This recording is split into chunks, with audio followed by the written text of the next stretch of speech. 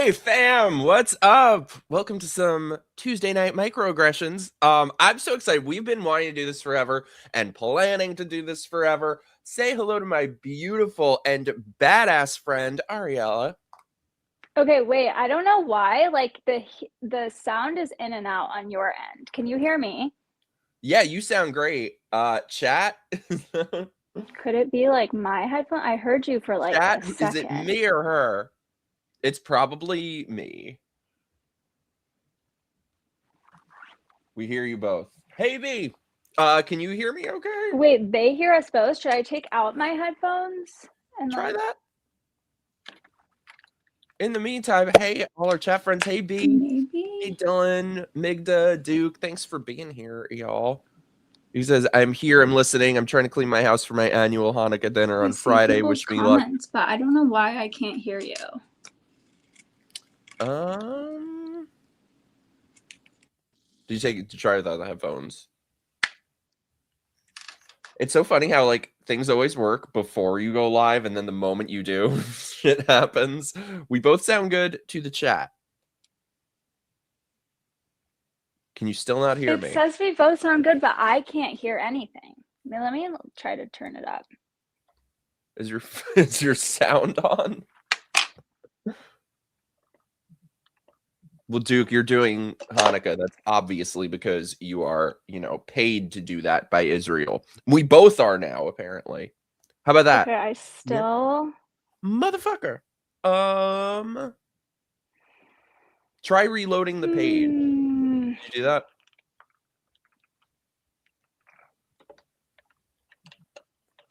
Did you change something? Because it was working before. What do I do, Mike? Can you comment and tell me what to do? Oh, yeah. Look at the private chat. Maybe should I leave and come back? Yes. Yeah. Okay. Sorry, guys. Yeah, this was working fine a minute ago. This shit always happens.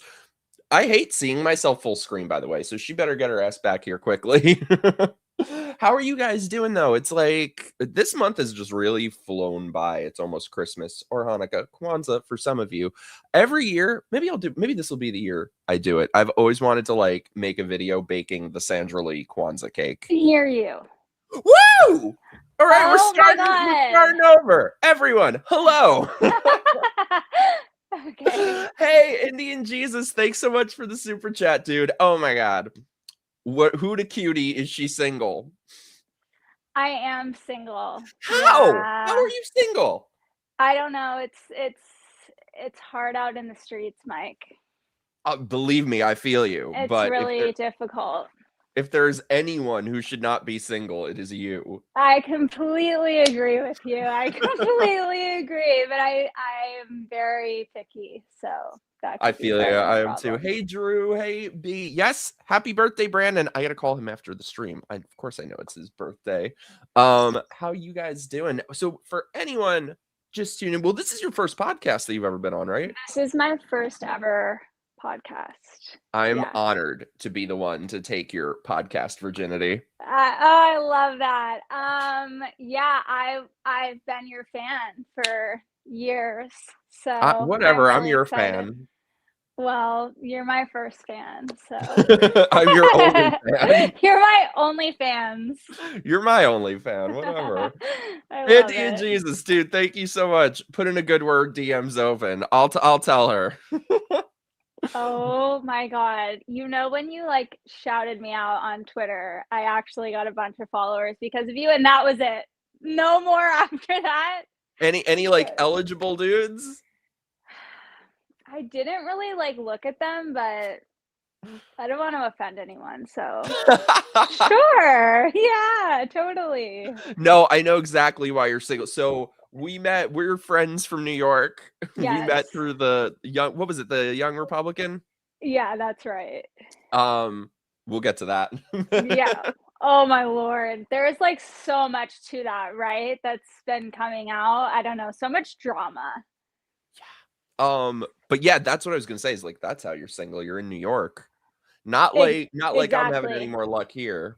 Exactly. Well, I feel like Florida has some good parts. I don't know what's up with the dating scene in Orlando, though. What datings?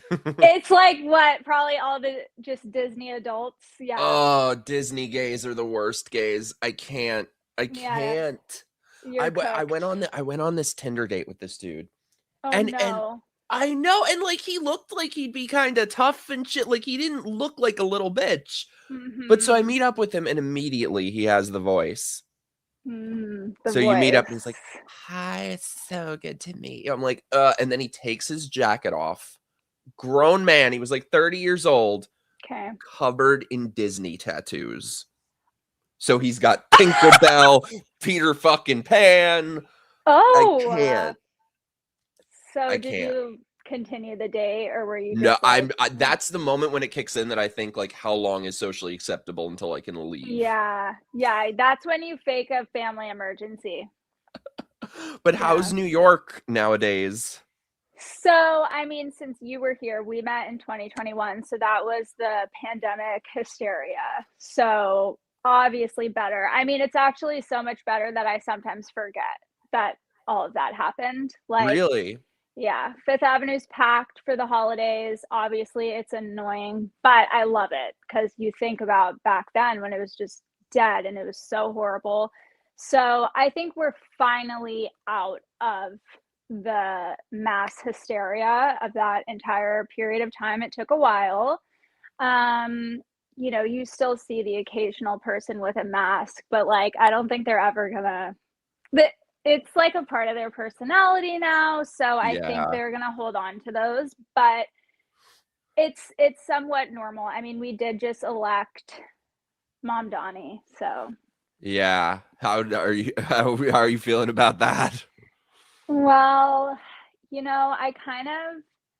I think the moment I was most upset was when he won the primary, because I didn't Same. really realize that that was a real thing that could happen, and so the primary was when the reality set in, and I was really, really upset. But I think after a few weeks, I realized like we're cooked. It's gonna happen. I accepted it. Um, Honestly, my only hope is that he's not able to pull off like half of what he wants to do because you Yeah. need to get so many approvals. I kind of decided that I think it's gonna be about as bad as De Blasio, but I Yeah. don't know if he'll be able to pull off much more. You know what I mean? Yeah, so you think it won't be like 70s bad. I hope not.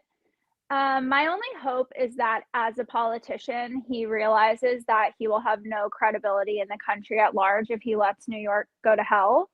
Yeah. So I hope that he will abandon some of his own radical policy ideas to save face. Yeah. Um, but I guess we will only know when the time comes. Yeah, I'm not See how bad it exactly gets. yeah, I'm not exactly looking forward to it. No, I felt the exact same way though that it really hit me with the primary because I mean we know Yes. how useless Republicans are in New York. I Oh my literally lost god. a friend over this. I lost a long-term friend of years who had like been to my house, met my family. This girl I've been friends with for years got so pissed off, and she's Why? conservative, that I had said because I was in a little bit of mourning when the primary happened, and I was saying this guy, and she's like, "You're trying to instill fear in people. Nothing's gonna happen." I'm like, absolutely. If there were ever a time to for people to take action and be fearful, that's this time. That's bizarre. Yeah, I Um, don't people, I don't know. I feel like terminally online political it's like brain rot. it it it is, but I'm surprised that a conservative wouldn't be equally as appalled that that was going on, and I think it is scary, especially in New York City, like, we're the hub of everything, so I don't know how that wouldn't be scary for everyone. Are you from That there originally too? No, I'm not, I'm from Texas, I knew but I heard some Texan. I know, but I am from Austin, which is also a liberal hellhole to a certain degree. Um, but in Texas, we at least have a mix. It's not like the monolithic, you know, everyone is far left. It's not like Yeah. that. That's So how it is here there's too more of in a mix. Florida, is that, like, you know, there are Yeah, plenty of it liberals, is. but they're not so overbearing like in New York. They don't try Totally. to just, like, shout you down. You can sort of just agree to disagree for the most part. Yeah, I think New York is kind of like a college campus in the sense that like you're just surrounded by other people who have the same crazy ideas as you. So it becomes this like mass hysteria. Like everyone's just like, yeah, let's go far left. No, let's go more far left. Like, yeah. You know Mhm. what I mean? There's no one to kind of balance it out, at least not anyone that's outspoken in a city like this. Indian Jesus, thanks so much for the super chat. Okay, I'm guessing you mean drunk, but you're drunk enough to spell drink. And it's my Yes. day off, so I'll go to bed. But thank you for being reasonable about Reiner. Oh, we'll get to that. Sad that so Yeah. many are acting like those dancing on Charlie Kirk. Yeah. Yeah. So have you seen everything going on with that? I have.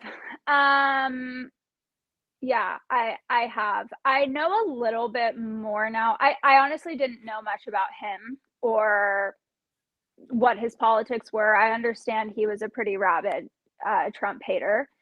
Um, but again, it's like he was brutally murdered. I don't think we need to comment on his politics. I just think, you know, we can't be hypocritical. Like Yeah. we can't, otherwise we're just as bad as the left. So it's like the guy already passed away. I don't think you need to like make it worse by making it about politics, in my Yeah. opinion. So I've been getting eviscerated for this on Twitter, like the Interesting. most I've insufferable people. Yeah, I've had people disagree with me as well.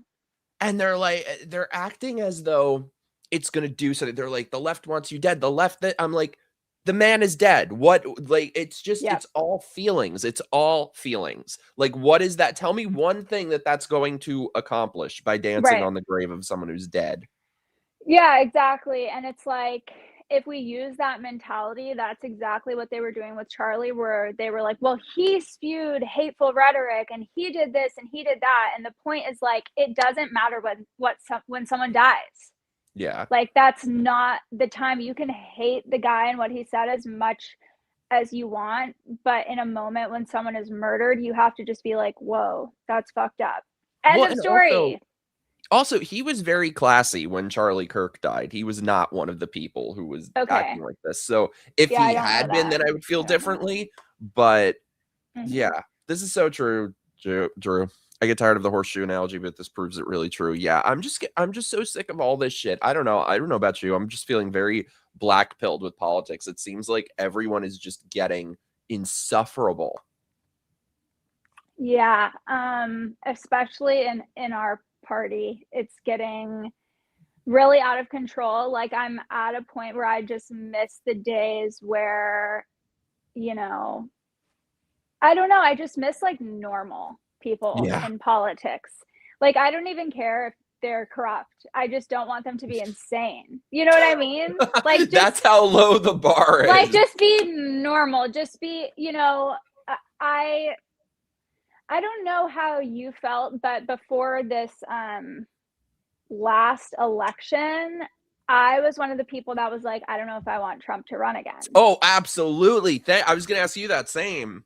Yeah. So I was just like, you know, can't we just have like a DeSantis, like someone who's, you know, well spoken and polite and gentlemanly and, you know, so I was kind of rooting for that, but obviously Trump just had the momentum behind him and I don't regret that at all. I'm glad that Trump is in office. That's something I stand by. I'm not someone who's going to like see one tweet that bothers me and be like, "Oh my god, I made a mistake." Yeah. Like I don't feel that way. I'm just like I don't agree with him posting that. But I do look back on a time like, you know, Ronald Reagan, and I'm like, can we have something like that where it's Mhm. just it's always been divisive, it's always been emotionally charged, but there used to be a decency in politics from what I understand. I mean, obviously, we're not that old, but you can see Oh, thanks. it's it's different now. It's just very it's out of control on Yeah. all ends. For me, I typically love Trump's personality and his insults Same, and all that. same. For me, my issue with him has always been effectiveness and getting shit done. And so I'm looking around now and I'm like, what's really changing all that much? So tomorrow he's apparently giving an Oval Office address. They're interrupting the Survivor finale for it, which I'm very upset about. But How could they? How could they? I know. Idiot Jesus. Have a good one. I love you, dude. I gotta hit you up after too. We gotta do stream. Um, but yeah, so I don't know what this address is gonna be about tomorrow. It seems like it's gonna be about Venezuela. He was posting today about Venezuela, and I'm like, now we need to be in conflict with Venezuela. So I'm just sort of seeing. Here's the thing: is I'm exactly like you. I started for a long time in the primary. I was like, I don't really want Trump again. My big thing was COVID. I'm like, that happened on his watch. He allowed it to happen, and amongst other issues. Then once he became the nominee, I got very gung-ho on him and was like, hell yes, he needs to win, and was really excited about that.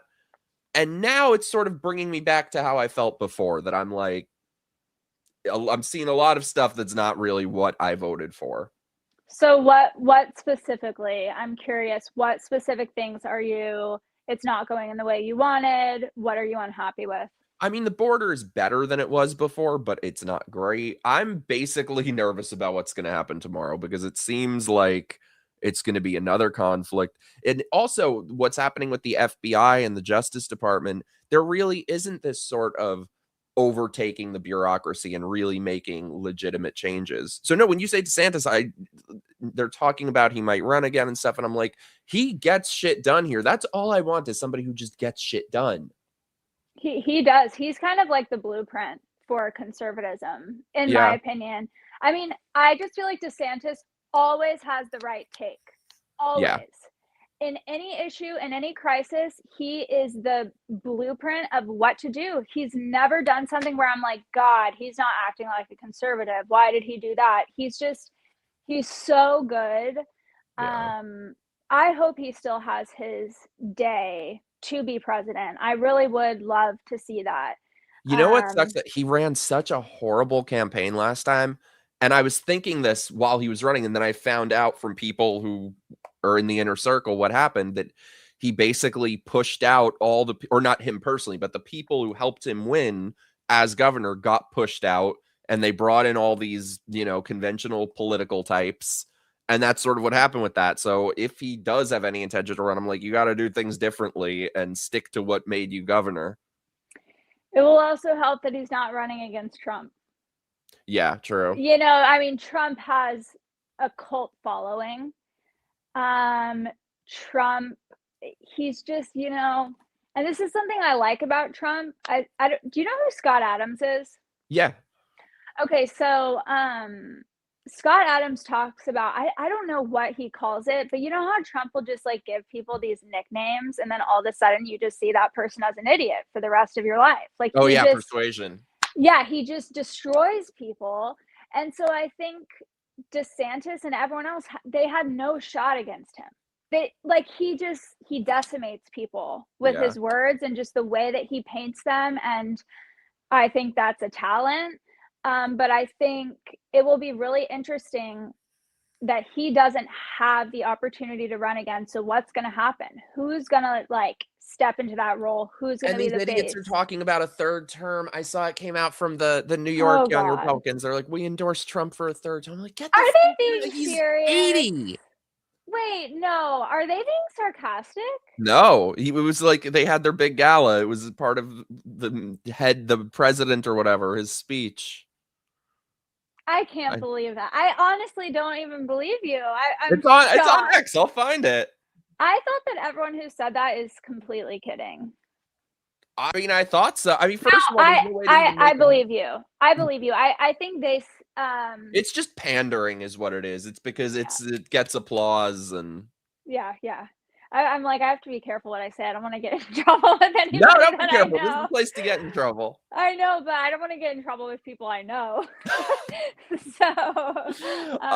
Duke, this is exactly how I feel. I feel like Trump is just any old Republican politician this time around. The whole outsider thing is over. He's thoroughly inside.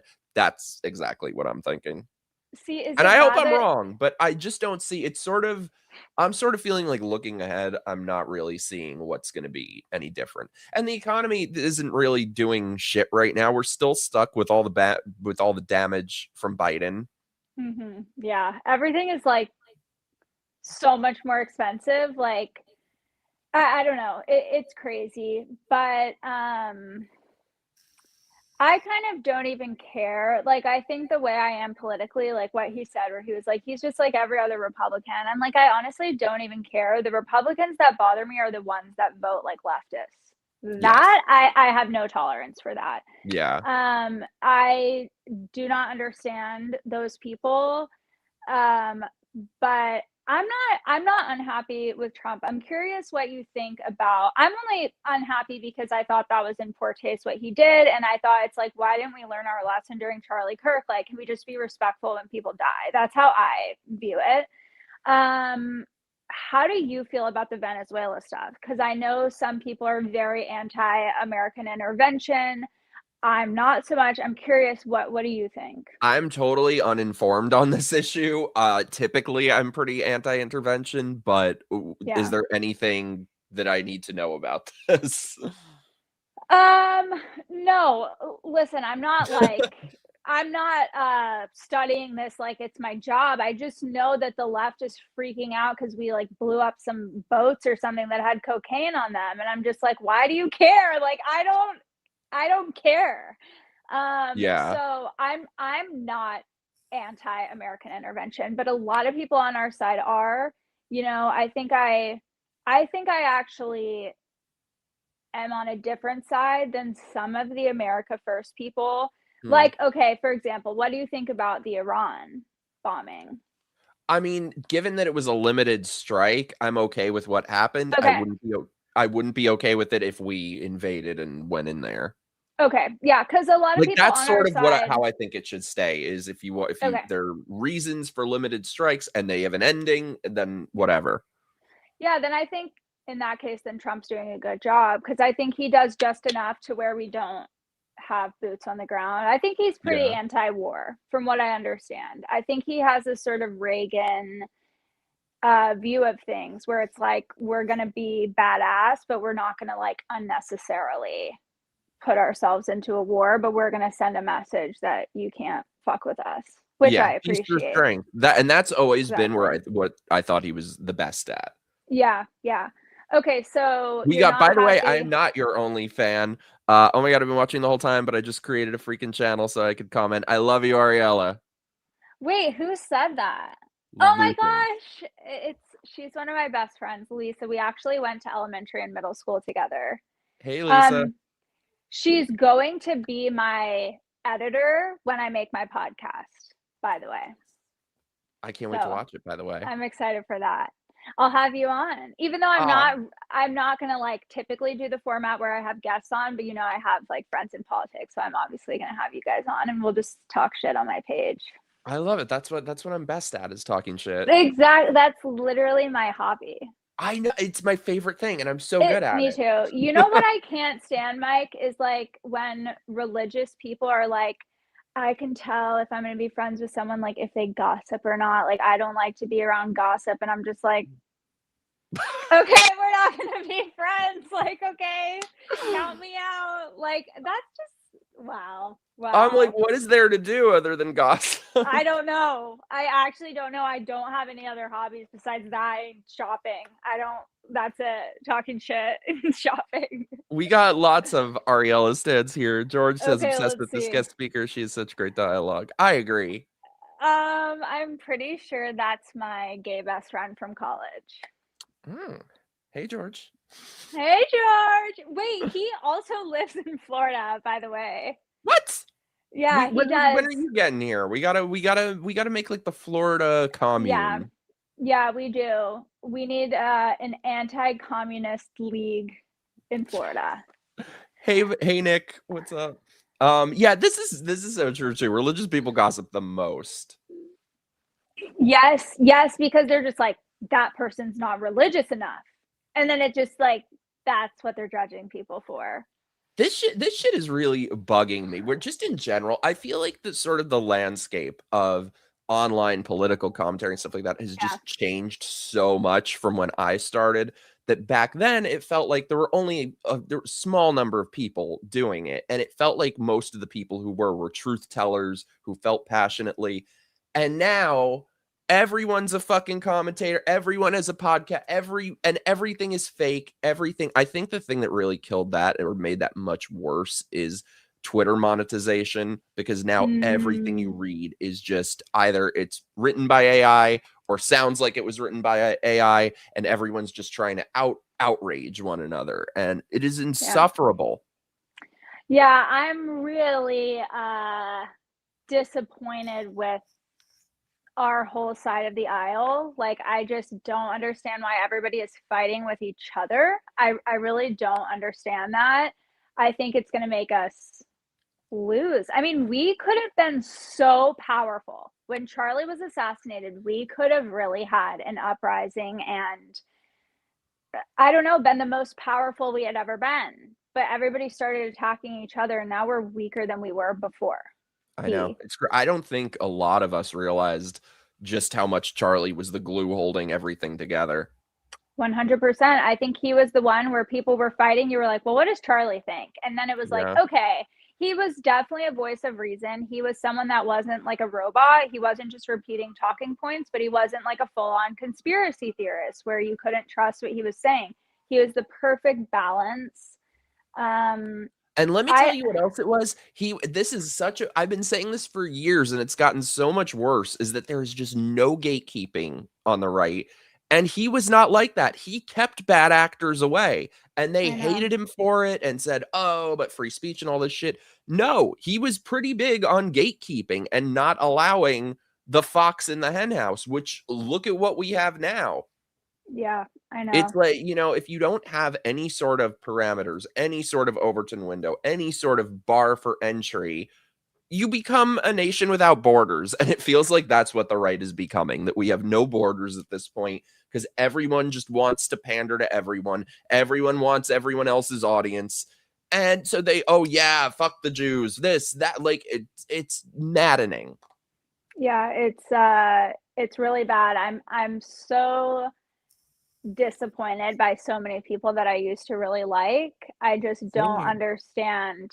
Yeah, the anti-Semitism stuff is really out of control. So I always say, in a country that's so divided and in a world that's so divided, one thing everyone can agree on is that they don't like Jewish people. That's the one thing. It's so true. Everybody hates them, and I'm just like, what is wrong with all you people? I feel like people on our side are to the point where they actually sound like leftists. They sound like communists. They sound like leftists. They sound woke with their stuff, with the anti-Semitic and anti-Israel crap. And I'm just like, do you want to go join like a BLM march? I don't understand what you guys are doing. Well, because it's the same mentality. You replace white men with the Jews, and it's the exact same shit that they're saying, just a different group to blame. Exactly. It's so upsetting to me. Yeah, I mean, I don't know how much you want to get into that, but I'm really disappointed with a lot of people that I used to think very highly of in the movement.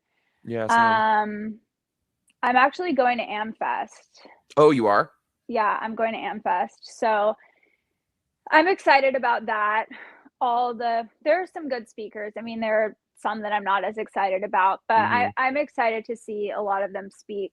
I really hope that Turning Point makes it. I hope that Turning Point can continue the way it was. I think the podcast world, without naming names, has done a lot of damage. For sure. And the thing is, it's not even naming it. It's because it's so many. There are too many names to name at this point. I know. Yeah, it's really sad. Something that upset me about all the conspiracy theories is I'm like, as a conservative, how do you not find it believable that it was the left that did this? Yeah. Like, how do you not? Like, I'm like, that makes perfect sense to me. They hate us, Yeah. I don't find it unbelievable at all whatsoever. And I've seen it in, these crazy leftists that have protested me in events that I've done. I've seen them this far from my face screaming at me. I have seen the hatred in their eyes. Yeah. I don't think before dealing with these people, I had ever really seen what real hatred is. I'm not talking about, oh, I hate this person or he dislikes what like burning, seething hatred from someone is. Like they're Yeah. insane, these people. And the thing is Yeah. with me, I am totally open to if there's any evidence that comes forward that was someone else, I'm totally open to whatever the evidence says. What I'm not open to is just blaming everyone and naming everything, and it's Egyptian planes, and it's the bees, and it's the maroon shirts, and it's Egypt, and it's Israel, and it's the Jews, and with nothing to back it up. Nothing. I actually don't know how that's, like, allowed to go on. Like, I'm confused how that hasn't been shut down. I mean, they shut us down for, like, the most That's ridiculous a good thing. point. You know, they shut us down for I remember you were being shadow banned at Oh, I was banned from every yeah, you were platform. banned from everything. One of my friends was like, "How many followers does he have?" And I'm like, "I don't know, because I think they deleted his account, like, multiple times." Yeah. I remember you had, a backup account and another backup account, and everybody had, like, 6 backup accounts because they I were was just getting banned rid of from us. Instagram 11 times. I was banned from Stop. Twitter 4 times. Stop. And what were you banned for?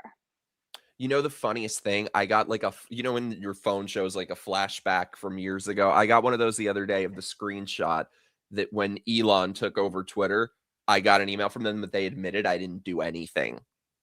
It said your Really? account was, and I was banned from there for 2 years maybe, and it was like, "We realized your account was banned that broke no policies and did nothing." So, like, back in that era, they would just make shit up to ban you. Like, on Instagram, I remember it would be like, fully clothed picture of me and it would get taken down for like sexual content, or on Twitter they were like they banned you for the first one it was like evading a permanent suspension and I never had one before. Like they would just make shit up.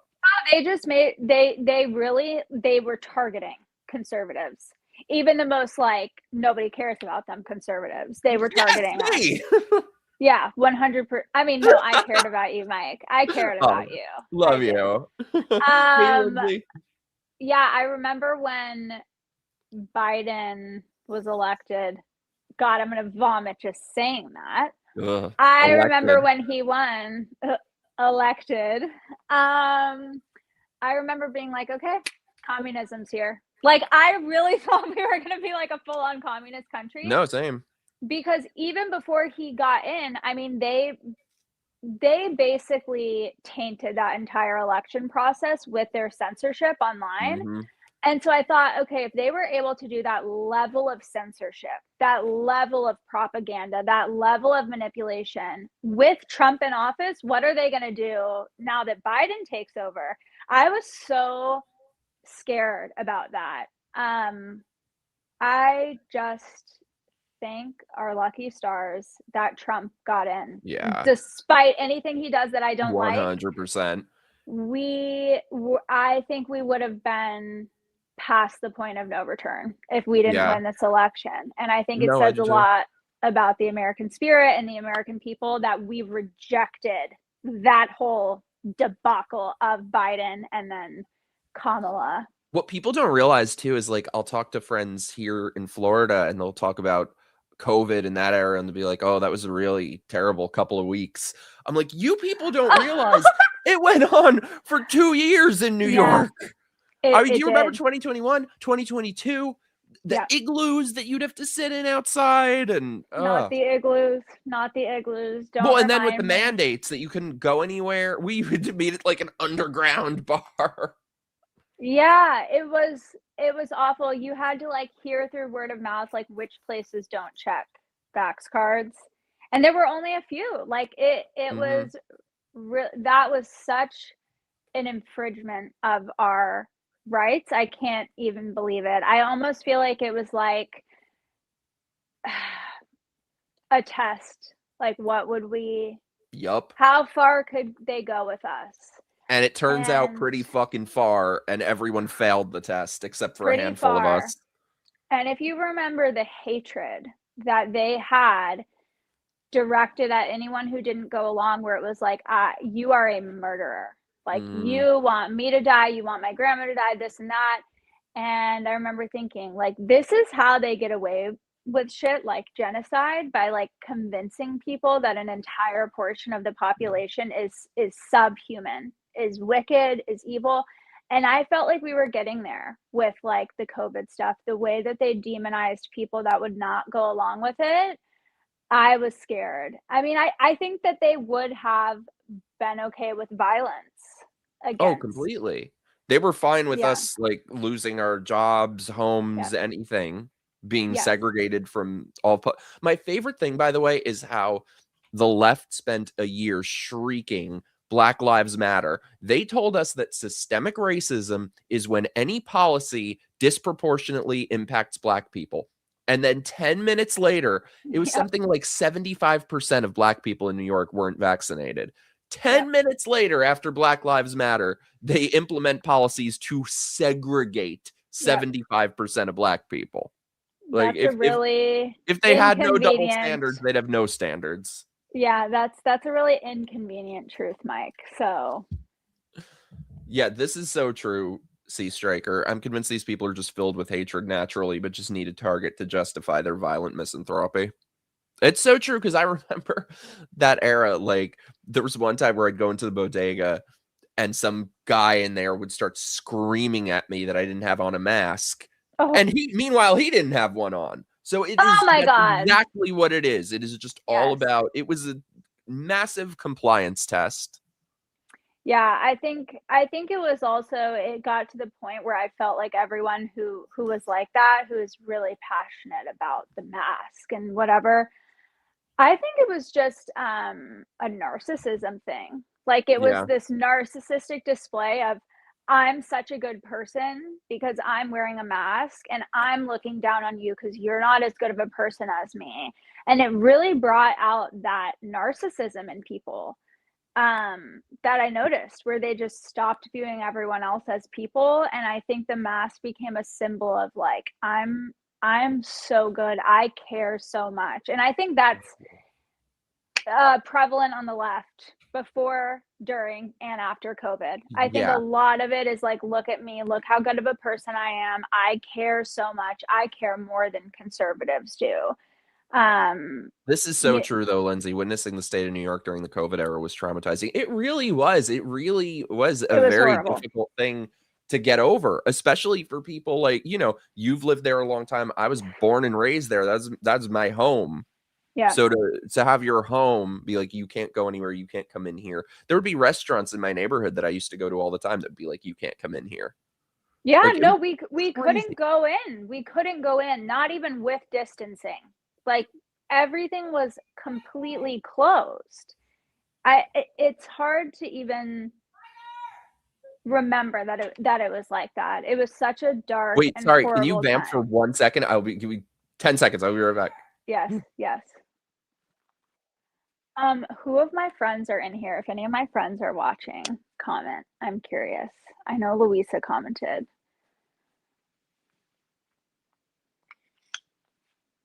Also, George, was that you?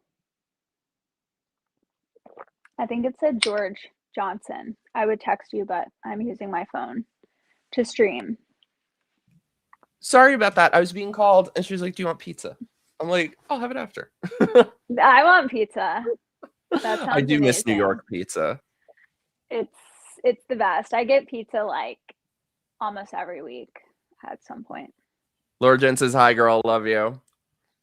Hi, that's my other best friend that's in the live. When See, you were gone, I was like, who of my friends are here? Comment, because I wanted to see who was there. So. we're all your friends now. Hey, Rasmix, what's up? But yeah, that has to be a thing that, like, we have to make sure this never happens again. And for me, it's been very disappointing. I mean, it's not like I got expected that there would ever be justice, but those people ought to be, I don't want to get my channel taken down and say what should happen to I the know. people Oh who my did God, that. you'll get banned for the 12th time, or I guess that was on Instagram. But Um, yeah, I mean, to see no accountability, no justice. And the thing is, so now it came out this week that the FDA is apparently going to be adding a warning to the COVID vaccines because of myocarditis. So yeah. after all this, Okay. we were proven right, and there will be no reckoning, no apology, no nothing. Yeah, it's a little late for that, the warning. Yeah. Yeah, it just, you know what really bothered me? This is kind of a whole other topic, but it really was criminal in my eyes, the way that teachers and teachers unions were like, "I'm afraid to get sick, so none of the kids can, like, come to school and receive an education because I'm fat and I don't wanna get sick." And I'm like, "What is wrong?" Like, that was so horrible to me. It was Do you all rem just a way of remaking society. Yeah. Yeah, Like, I for didn't expect sure. it to ever end. Yeah. I remember they were making the argument of like, "Oh, you need to wear a mask because, like, there are other people who are immunocompromised or, also just fat," obviously, like, let's be honest, I'm it was becoming one of them. I'm becoming one of the fatties. No, you are not, I shut up, you're a am. twig, Mike, you're a Aw, thanks. twig. Love you. But how they were like, "Everyone needs to wear a mask because 'cause I'm afraid of getting sick." It's like, or how about you just don't leave the house? Like, why is that that's not my problem. Yeah. It's so classic Also, I left. love how around 2020, every mentally ill liberal white chick decided she was immunocompromised. We never heard that word before in our entire Never, lives, and now never. every liberal woman is immunocompromised. No, you know what? I hate when people use this term where they'll say immunocompromised folks. Folks. Ugh. FOLX? Yeah. It's like, don't say that to me. Have you Like, seen that that where they spell it FOLX? I don't know if I've seen that. Because that's gender inclusive of the transes. Oh, like Latinx, The folks. folks, the I'm like, wait a folks. second. The word folks means people. So when you spell it with an X, that means people and the transes. So are you saying the transes are not people? Are not people, they're not humans. Oh my god, oh Tim, my I was just god. about to say this. You fucking Taylor Lorenz, who has long COVID. This bitch still wears a mask. And I just No. saw an interview with her a couple weeks ago where she's like, No. I don't let people come to my house unless they've quarantined for 2 weeks and taken tests. I'm like, who the fuck wants to go to your house, bitch? Yeah, sounds fun. Sounds like a real party. Where can I sign up? Oh You my know god, what's funny yeah. though? What? People on Twitter roast Taylor Lorenz because nobody knows how old she is. She won't tell anyone. I'm like, you know what? That is the one thing where I find Taylor Lorenz relatable. Wait, I don't even know who that is. She was what was she, a New York Times reporter? Was it New York Times, I think? And Oh, of she's just like course. one of these Classic, she used to classic. stalk libs of TikTok, like she'd show up at her house with Oh, a camera and shit. Just that one of these doesn't surprise deranged me. Yeah, that lib doesn't chicks. surprise me at all. Yeah, I think I don't I don't wanna say too much, but I don't think I really believe in long COVID, obviously. No, same. Say too much. Say too much. Mention it Like, all. I think that there are a lot of illnesses that have very vague symptoms that Mhm. I think could be accredited to just emotional problems, for sure. I mean, when your main symptom is like, "I'm fatigued." Who the hell isn't? It's like, "I'm fatigued. I'm fucking I'm also fatigued. fatigued. I Bitch, didn't it's sleep enough." 2025. Who the hell isn't fatigued? Exactly. We've been through a lot. Exactly. So if it's something you can't test for and it's so vague that, like, there's no way to prove that you have it or you don't, I just tend to err on the side of it's probably a psychological problem. I really honestly think that some people make themselves sick. Like they I will complete themselves. I've made myself sick. Really? I can Yeah, when I'm super anxious, I can ask myself, "Am I nauseous right now?" Or, like, if I eat something that I feel like is gonna make me sick, I can be like, "Wait, do I feel nauseous?" And if you think that enough, you will all of a sudden be like, "Wait, I feel nauseous." But it could literally be in your head. I think the psychosomatic aspect of us is so real. And that's why I don't even say that in an offensive way that it could be psychological. I think that your psychology affects you so much physically Mhm. um, that I think that's very real. And people, need to look within themselves. Like, maybe you're crazy. No, I agree. I've known a couple people who were like and this was before COVID, but they were such hypochondriacs every 2 seconds. Yes. Oh, I'm sick. I'm getting sick. I'm going to be sick. Yes. And then they eventually get sick. Yes.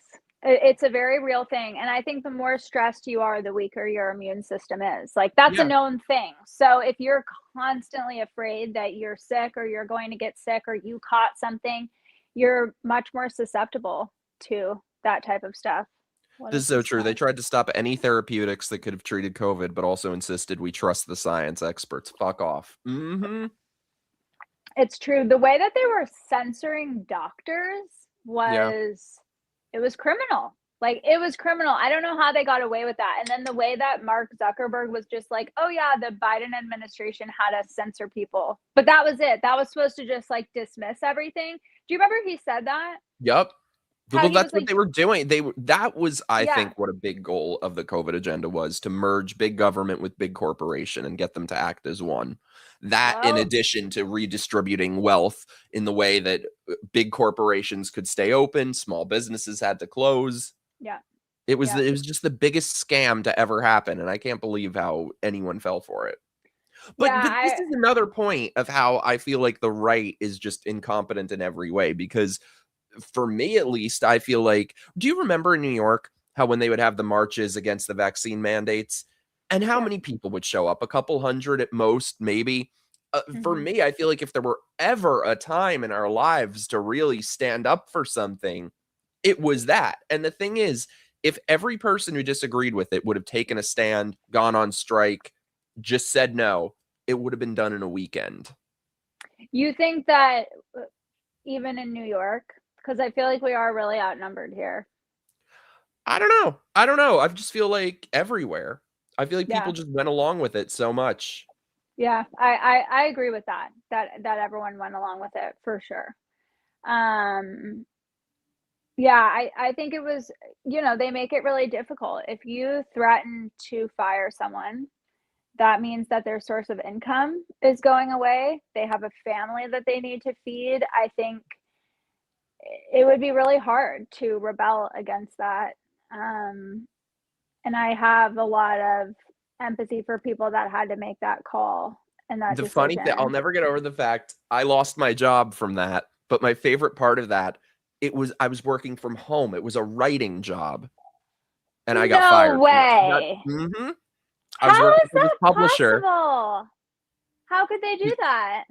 It was all of it. They said it's their policy. So that's what I mean. It was just completely all about compliance. So did they say that you needed to upload a Vax card, like, from home on the internet? Yeah. Or not on the I internet, but send it to them. And I just said, I mean, maybe I could have like gotten out of it by making some excuse, but I just outright said, no, I'm not taking it. Yeah, it's actually part of why I left school. I was still going to Hunter College, and they said that we needed to wear masks in class and that I needed proof of not just a vaccination, but a booster. Oh God. And I was just like, bye. And I dropped out. That's definitely not the Wow. only reason I dropped out, but that's the reason that at that time I stopped taking classes and then I just decided to never go back. Because also on my first day of a psychology class that I was in there, the teacher made a comment and was sort of laughing, saying, "Oh, it's so ridiculous. This is our first day." I forget what type of psychology class it was. But he said, "Yeah, there's no way to know." He's like, "It's ridiculous that people think that you can know a baby's gender the moment it's born." What? And he was just like, "That's sex, not gender." Like, and laughed. And he laughed. And I was like, you know, if this is the consensus here, I need to leave. Because what Yeah. the actual fuck? Like, no. He was laughing. It was as if, like, oh my God, people are so stupid for thinking that you know the gender of your baby when it's born. It's unbelievable that professors are getting away with saying shit like this. I think that that is the consensus in academia. I think that, Which is again why it was so impactful just symbolically for Trump to win, that I yes. think there's a bit less of that. I mean, I would hope there's a bit less of that now than there was a couple years ago. Yeah, I think the American people reject it. I think the people that preach it are the loudest and the most obnoxious, and they never shut up. But I think the people that stay quiet and are just living their normal lives in the suburb of whatever, they're not down with that. And so I think that's why we won. And I think Trump did win in a landslide, not to use his term, because he always says he wins in a landslide, even if he wins by like electorally though, it really was. It was a landslide. I remember, like, we knew right away. Whereas the last election, we didn't know for like a month or something. They were like, "Oh, That's still bullshit. counting. Got to find more votes." Ugh, I'll But never get over that. yeah. So and I think that was 2022 that they were asking us to wear masks and get boosters. That's what I'm saying. People don't realize how long this shit went on. Yes, it went on forever. I still when you fill out paperwork, it will say stuff like, "Have you been tested positive for COVID-19 in the last 14 days?" Like, they still are asking stuff like that when you go to doctor's offices. I mean, they can't let it go.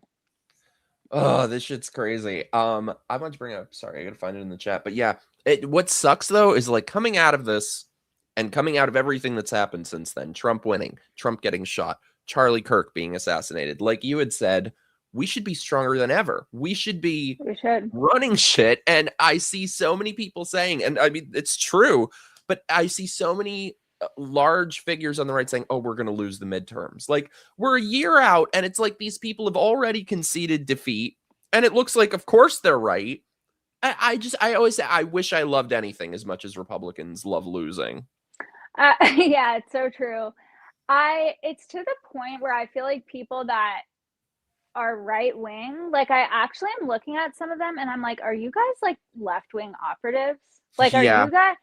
Because they're doing so much harm to the Mm-hmm. conservative movement that I'm like, it and I actually don't think they're left-wing operatives. I think they're just nuts. I just think that they're Or crazy making a lot of people. money off of this. Well, yes, but so I think that they actually believe the absolute garbage that they are saying.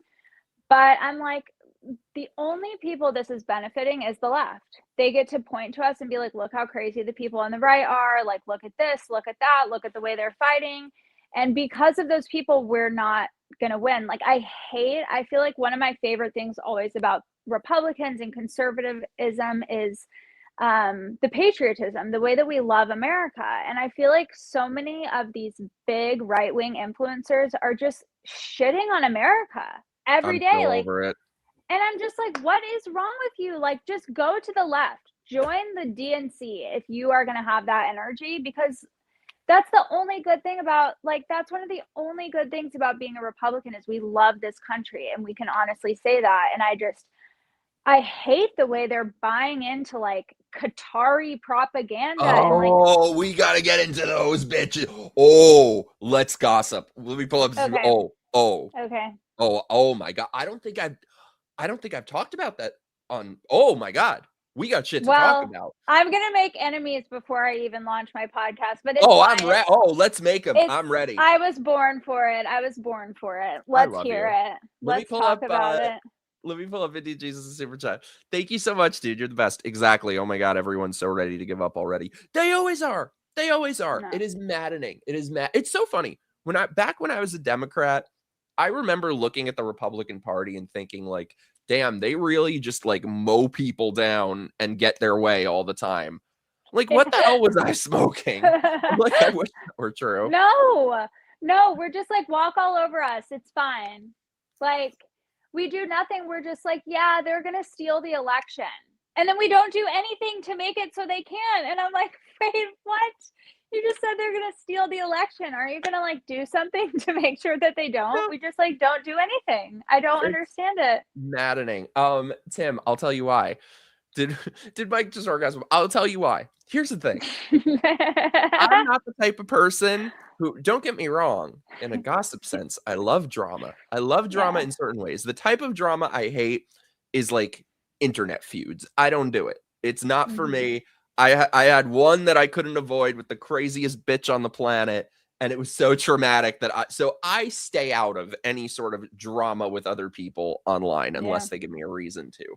So the thing is, whenever I meet these people who are like well-known influencers and I don't like them, I keep that to myself.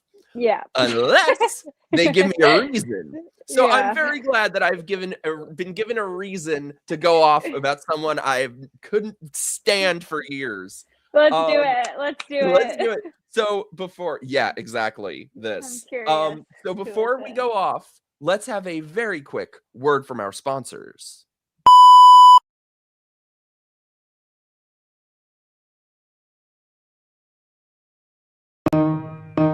It's time for my grifting. Give me all your money. Don't just be a drifter. Help me be a grifter. Fuck you, pay me. So if you like the channel, help support the channel. Send in your super chats, join my locals, join my Patreon. The links should be below, but I think I forgot to add them. So I'll put it in the chat.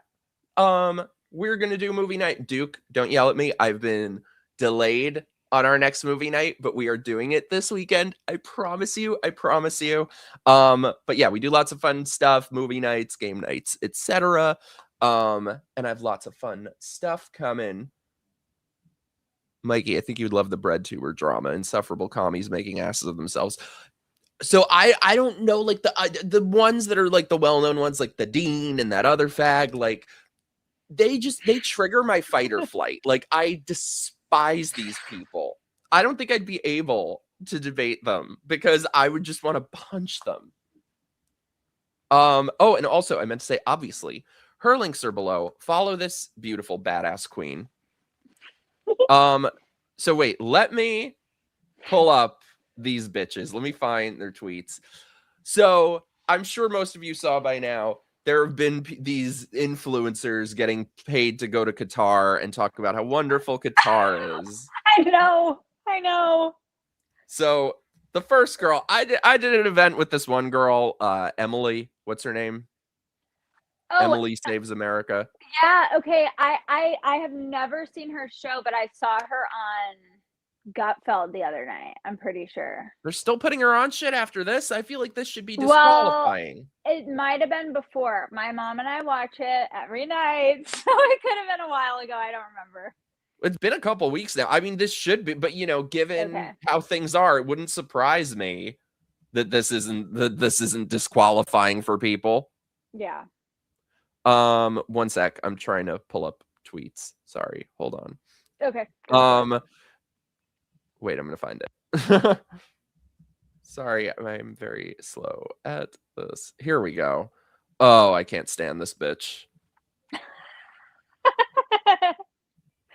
Look at this.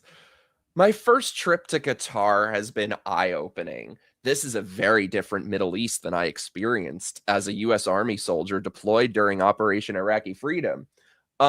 He goes on to say, did you know there's a U.S. Air Force base in Qatar that hosts 10,000? I did not. What do you mean you did not? The Iraq War was launched from Qatar. Also, I had no idea. What is that supposed to mean? Like, are we supposed to like Qatar now because there's an Air Force base? Qatar, where homos like this bitch are put to death. Yep. Yes. And they Muslim all have Brotherhood. The same fucking pose.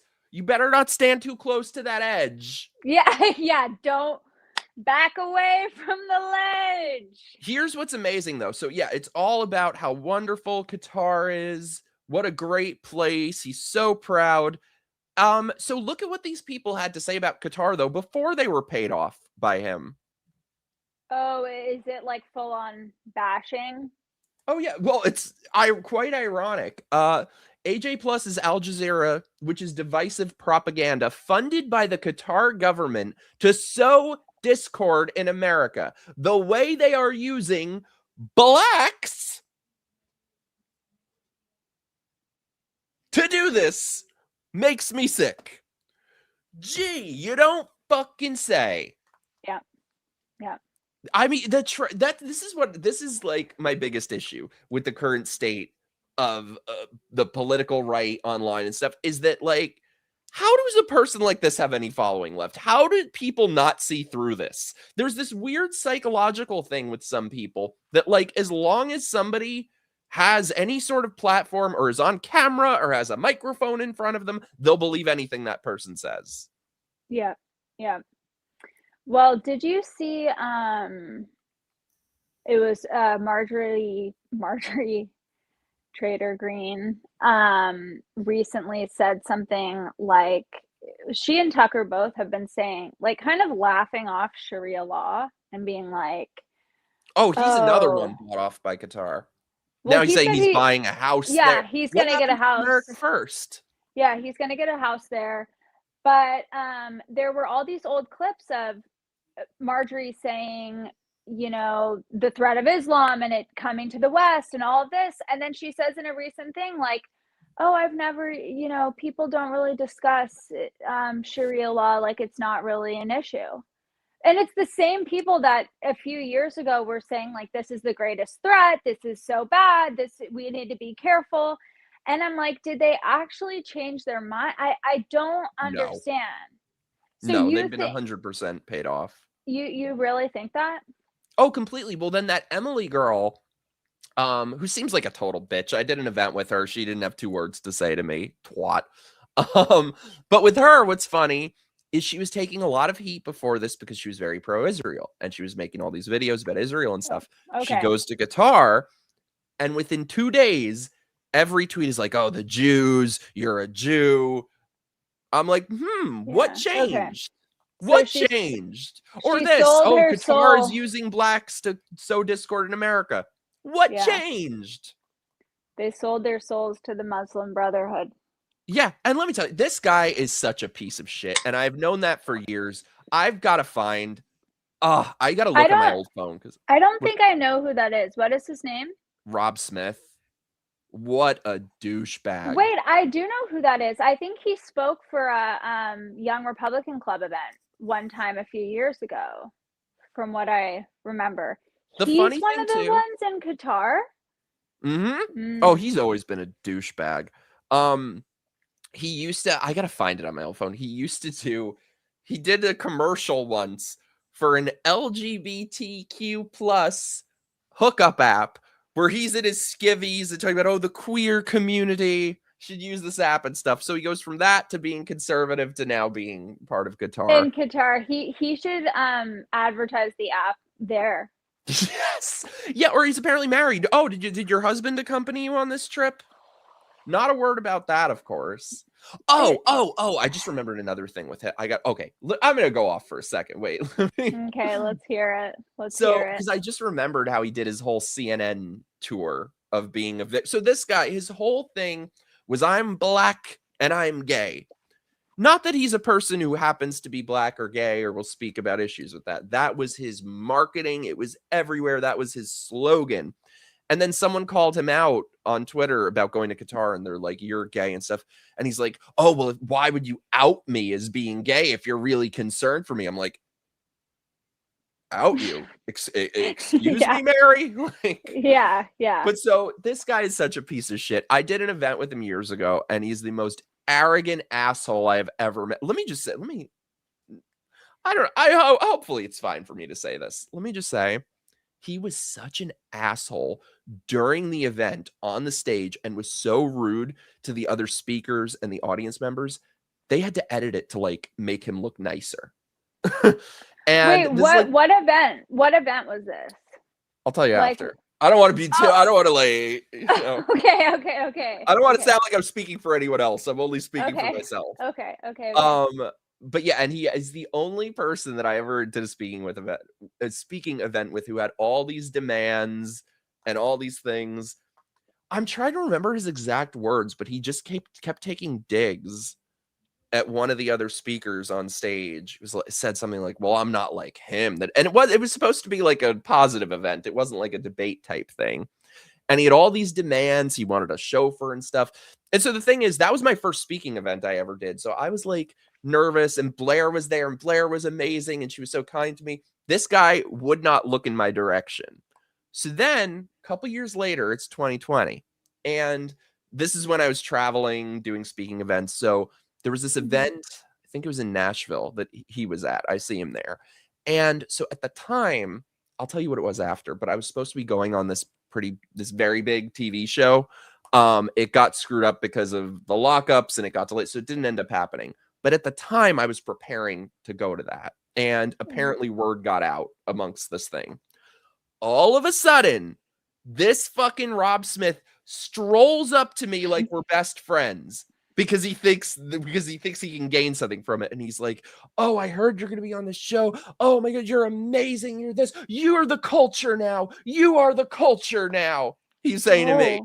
And my bullshit meter was going bing, bing, bing. I'm like, yeah, you're literally only being nice to me because you think I'm going to be on a TV show. Like, screw you.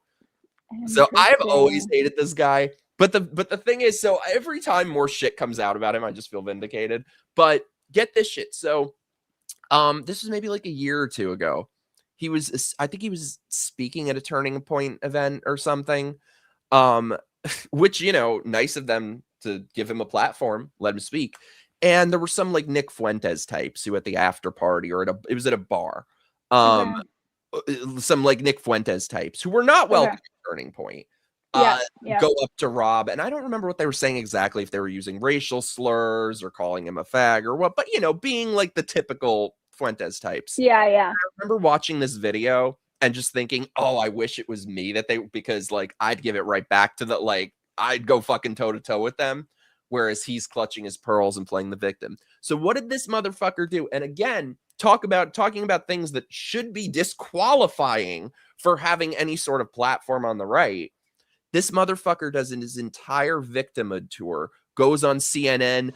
I was gay bashed by racists at the Turning Point event. Throws Turning Point under the bus, who were the people that gave him a platform in the first place. Really? He is the most opportunistic fucking snake. I was not the least bit surprised when I saw him shilling for Qatar now. Interesting. I sorry to go off, but I know nothing about him. I don't think I followed him. I don't know anything about him, but I do remember seeing that the blonde girl there. And then I know Tucker said he was getting a house there, which is really interesting. Gee. Yeah. So it's all that entire culture is really messed up. And I think it's fascinating that people find Israel to be more threatening than Qatar. I mean, it's like, really? I think that's very deliberate. I think it's a scam. I think this Israel derangement syndrome is just a cover for radical Islam. Somebody was telling me the other day, I got into an argument, and somebody was telling me, oh, the Jews did 9/11. I'm like, okay, so if you're saying they're guilty of it, who then are you saying is innocent of it? Islam. Yeah. 100%. That's what happens in every instance like this, is it's just completely running cover for Islam. Yeah, I completely agree. I think everything is just distracting from the Islamic takeover that's happening right now, and that already happened in all of these other Western countries. And I agree with you. Oh, it was so not genuine, dude. It was like, because he went from not even like looking down on me so hard, like would not speak to me, would not look in my direction, and then the moment he thinks he can gain something from this person, oh, you're the culture now. You're the culture now. I have no idea what that means, but I guess I'm the culture now. You're the culture. You're definitely. I actually happen to agree with that. IJ, thank you so much, dude. Dude, you're right. You're officially the MIKEroaggress'd sponsor. The extreme slims are coming to take over. Don't worry, us heathens will back up you Christians. Who are the slims? Slims? Like skinny bitches? Skinny people? I hope so. I think oh yeah, he's skinny too. So like go squad. But yeah, it's unbelievable to me though that after all these things, these people still have people willing to listen to them. No. I mean, I even also, after doing a CNN victimhood tour. yeah. Well, that's pretty telling. Not that I know anything about him or that, but that's pretty telling. You know, once they start going on CNN, you got a problem. Yeah. Oh, we had to censor it for the jihadis. Yeah. YouTube was censoring it. The jihadis are coming to take over. Yeah. Okay, so we censor it, but we let them come here. So thank you. Maybe put that effort into like not having them be here. This is why, like, it's why I don't do more videos, that like I'm so black pilled on all this shit now, which is why like the very small handful of good people in this, like you, Ludge, I'm like, yes, I love you. Thank you. Because you're genuine and real and not like these fuckers. Well, I mean, so many people that I used to love turned on Israel, and I was so disappointed that I feel like every time I look at your stories and I see you making fun of those people, I'm like, breathe a sigh of relief. I'm like, thank God it didn't take him. Like, thank God they didn't corrupt him, you know, because I just feel like so many people that I used to respect and thought were so smart and outspoken, and I just loved what they were preaching, they're just not only bashing Israel and the Jews, but completely overlooking and glossing over or just ignoring completely the radical Islamic takeover of the world. And I'm just like, I can't believe that I once respected them. And it's, you know, it's no wonder that you know who was kicked off of Fox, because I'm like, geez, how is he like? I don't understand. I loved him then. I was yeah. I guess it's funny because I talk shit about these people who are so fooled by these influencers, what I have been too. I used to love Tucker. Well, because he was saying everything that we believe. So he either believed it then and is lying now, or he really just changed everything he believed overnight somehow. I'm not sure. I don't think he ever believed it, because it should have been obvious at the time. Like, he's worn so many different skins throughout his entire career. He used to host his show on MSNBC before being on Fox. He was on MSNBC. Did he was on he CNN really? before that. I did not know that. Yeah, he went from CNN to MSNBC to Fox to now Groyper Online. Yes, full on. So it should have been obvious. No, my thing is like, look, I don't give a shit if somebody is anti-Israel. Like, I've had people on here who were. I don't care what somebody's views are. What bugs me about it is that it's always based on things that are just not fucking true. And I'm like, it's annoying. It's a very inconvenient quality of mine, but I'm just like a stickler for truth, that when people say these things, like, I'll never forget this argument I recently got into. Someone's telling me, did you know that the majority of people in Congress have dual citizenship with Israel? And I'm like, that can't possibly be true. I looked up, zero of them do. So you're stretching it from zero to hundreds of, like, it's just almost insane. all of them. Yeah. I think where I draw the line, I mean, I think that a lot of Israel hatred is Jew hatred. I am one of those people where I just think, being the only Jewish state in the world, I think the lines are really blurred. But okay, I understand that you're allowed to criticize the Israeli government. I don't think that's what people are doing. I agree. When random Jews in the street in New York are being spit on and attacked, what does that have to do with the Israeli government? Oh, but we're just very concerned about foreign aid. Yeah. Okay, so you're taking it out on, you know, random people with kippas on in the street. Yeah. My issue is the people, for example, like Fuentes, you know, how he talks about like Jewish influence in American government. Actually, he's not a good example, because he actually does talk about the threat of radical Islam. He does. It's funny. We're getting to a point where he's not the worst. He at least acknowledges both. So actually, I take that back. But it's the people that say nothing about radical Islam. They say nothing about the Muslim Brotherhood. They say nothing about Qatari influence in our universities, in our everything. But yet they go on and on about Israel, and I'm like, it's one thing to critique both, but if you are going to critique Israel but not that, really ask yourself, which is worse? Would you rather Israelis be influencing the American government or Islamic jihadists? That's the thing. If the Muslims were to take over, all these things about, the Jews are running the world, you're gonna be like, I wish that were fucking true. I wish that were true. Please, no, literally, I would be a lot more comfortable with the Jews running everything than I Yeah, me would too. the alternative. I love this. Rasmix, I used to be massively pro-Palestine until I heard way too much anti-Semitism from people who claim to represent Palestine, and I did my own research. I love that. Yeah, That's I the love way that to go. too. I like that. I'm glad there are people who can still do their own research.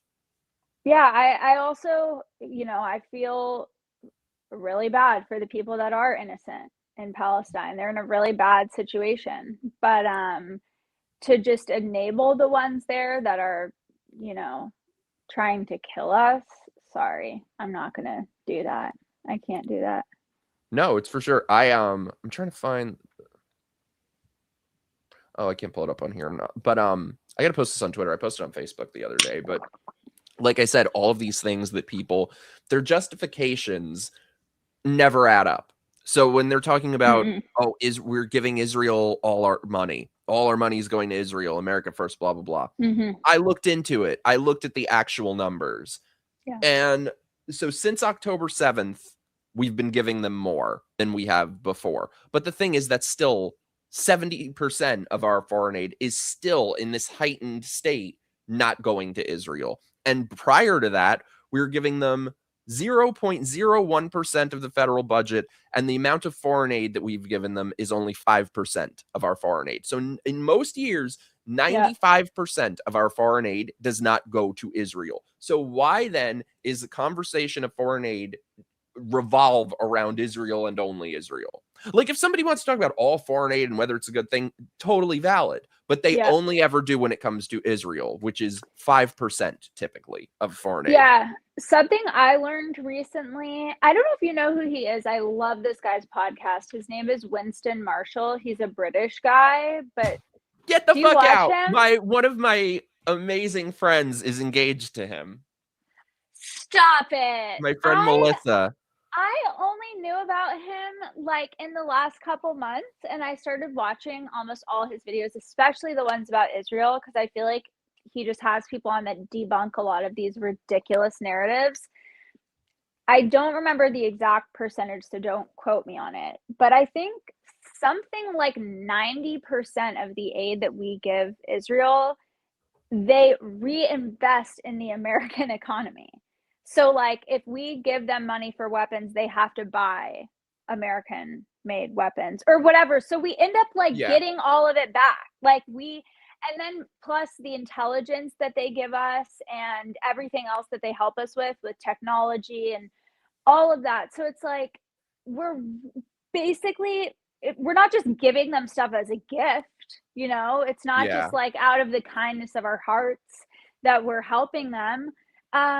It pretty much all comes back to benefit us, so, and I think people don't know that, obviously, but it really is ridiculous. And why? I mean, they have essentially the same values as us. They're like a Western civilization. Why people are more concerned about that than places that actually are allowing the Muslim Brotherhood to flourish? Like, why are you more concerned about Israel? I'm just not concerned at all about Israel. I agree. You could plot me down in the middle of Israel and I would miss home, but I wouldn't be scared for my life. Yeah, whereas would you ever go to any of these other fucking places, Qatar or any other shithole? Please don't plot me down in Yemen or Syria or Iran or literally anywhere. Please don't. No. They won't even let you show your beautiful hair there. Exactly. Yes, Drew, the guy from Munford and Sons. Do you know Melissa Chen? Ariela? No. Oh, you'd love her. Yeah, that's my friend. They're getting married. Wait, that's so crazy. I had no idea who he was until a couple months ago. I watched some video of this lady who was basically an undercover Jew in the Iranian regime. I don't know if you know what I'm talking about, but it was a pretty crazy video. But that's how I got kind of addicted to his videos and his channel. No, Tim, that's Yeah. Lauren Chen. Wrong Chen. Oh, No, that's Lauren Chen. I'm talking about Melissa Chen, who's my favorite Chen. wait, how do you know her? Who is she? We've been friends for years. She used to live in New York. She moved. Okay, I cool. think she's in London now. But yeah, Wow, she's been friends for years. interesting. We went to, so when the lockups first started that weekend, it was like the oddest group of people. We went to a castle upstate for the weekend. Me, Melissa, Andy No, and a couple other people. It was like it was the most fun random group of people. Wait, is he the journalist that talks about like Trantifa? Yeah. Wait, how do you know all these people? I only know these people from like watching. Oh my God, you're really in the in crowd. Not anymore. I used to be. I've gotten so over it because I hate it. I love those people, but Well, I else. also only know who he is from Winston Marshall's podcast. Oh, Andy's great. I love him. Yeah, he seems super smart. He's the culture. Yes, I agree. Yes. This needs to be a thing we say from now on. He's the culture. He is. Yeah. And then anyone who's like pro Qatar, we're just like that. He's very much not the culture. Yeah, you're not the culture. All. Oh my God, I should have tweeted that. You're not the culture. You're not the culture. We're not. No. It just reminded me, I just can't stand these phony types that will just say anything. Like, there's a lot of that bullshit on both sides. That's why I kind of, I feel like when I make my podcast, I'm going to be a little bit isolated because I just can't pretend to like go along with things that I'm not down with. So that's very smart. I've never been one to have tons of friends. Let's just put it that way. I'm your friend. Just a few really good ones. Oh, I love you. I love you. I wanted to pull up. So we were talking about. I meant to pull up Courtney's chat thing before. So we're talking about how the right is so divided now and stuff. Yeah. So Courtney says it's all Candace's fault. I agree to an extent, but I kind of disagree. That I feel like she's obviously made it much worse, but I feel like it's beyond that even. It's like a much deeper and more insidious thing. Like we're talking about monetization. We're talking about how fake everything is now. I think that's sort of, I don't know. It's in a way, it really was the internet that destroyed leftism because now you can look stuff up. You can do your own research, and which was a great thing then. And it was basically, where all these things would be exposed and there would be a camera on things. And that was great. Right. But now I feel like it's sort of becoming the Frankenstein monster that we created. Yeah, I largely agree with that comment. I do. I think, again, I'm already going to be making enemies before I even do it my own show, but it's fine. I think Candace has done so much damage. Especially what's happened in the wake of Charlie's murder. It's just, people don't look at Turning Point the same because of everything that she said. I mean, she's essentially like accusing everyone in Turning Point of murder, which I know she'll say, oh, I never said that. But it's like, it's implied. Mm-hmm. And Turning Point, it really bothered me when she was like, I'm not going to vote in the midterms. And it's like, she's acting like she's doing that for Charlie, but it's like all Charlie wanted was to get Republicans and Trump elected. So it's like, are you really doing that for Charlie? Like, you're going to let our country fall to the left? You're going to let leftists take over the country in what? In the name of like getting justice for Charlie? It just doesn't make sense. It makes me feel like she was never truly a conservative, because no matter how mad you are with the FBI or how mad you are with the CIA or Trump or whatever, you're going to let the left take over the country. Like, I don't care how much I don't like something Trump has done. If it was between Trump and someone else, I'm voting for Trump every time, because I don't care how much you hate people on the right, the left is a greater threat, in my opinion. And I think if you're Completely. truly conservative, that's how you feel. So you can be mad at people and whatever, but to say that you're going to stick it out and stay home and not vote and just let our country fall because you're mad at certain people in the government, I hate that. I hate, I just hate when people sort of see it as like, oh, well, they're both bad. Like, I don't like the It's left. these morons who want to sound like they're so enlightened and they're so much better than you. Yes. And they're both the same. They're both fucking ass shit. No. Everything we were talking about No. being in New York in 2020 and 2021, 2022, try living in New York versus Florida versus Texas. Don't tell me there's no fucking difference. And don't get me wrong, Republicans suck in them. We've been talking this whole time about how much Republicans suck. I get it. But to say that there's no difference is insane. These people just want to sound like they're so much better than you. The reality is it's a two-party system. It's A or B. Those are your choices. Yes. And if you truly are on the fence, like, gee, I don't know. I'm like, you know what? I'm done with you.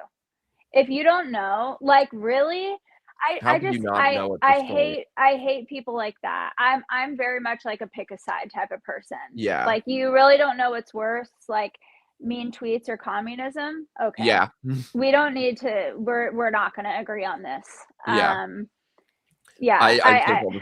I love that Tim says, we've got the test results back. You are not the culture. Exactly.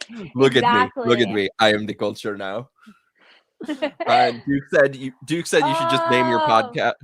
Duke said you should just name your podcast Making Enemies. Wait. I like that. You should do that. That is so good. He's a smart cookie. Oh my god, we need to remember. You need to remember that in case I forget, and I'll I will. text me that after. That's a really good one. That's a really good one. I was just gonna make it the Ariela show. I like Making Enemies. But that's really good. That's so good. I can't stand when people say this. I'm politically homeless. Shut the fuck up. Oh my god, really? I'll translate. I'll tell you what that means.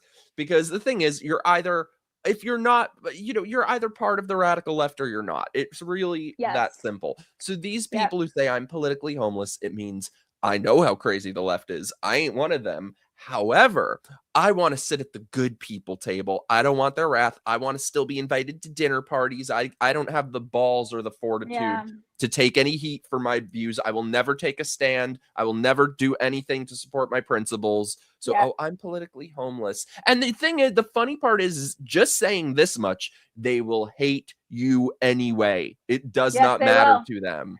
Yes, they will, because they're just like, you're not on the far left, and you're a Nazi. Like, you're enabling it, or you're adding to it, or whatever they say. Like, it's never enough for them. It's never enough. So just get over it and just don't care that they hate you. Steve wants to know who's the babe. Ariela. I don't know. It's like, me.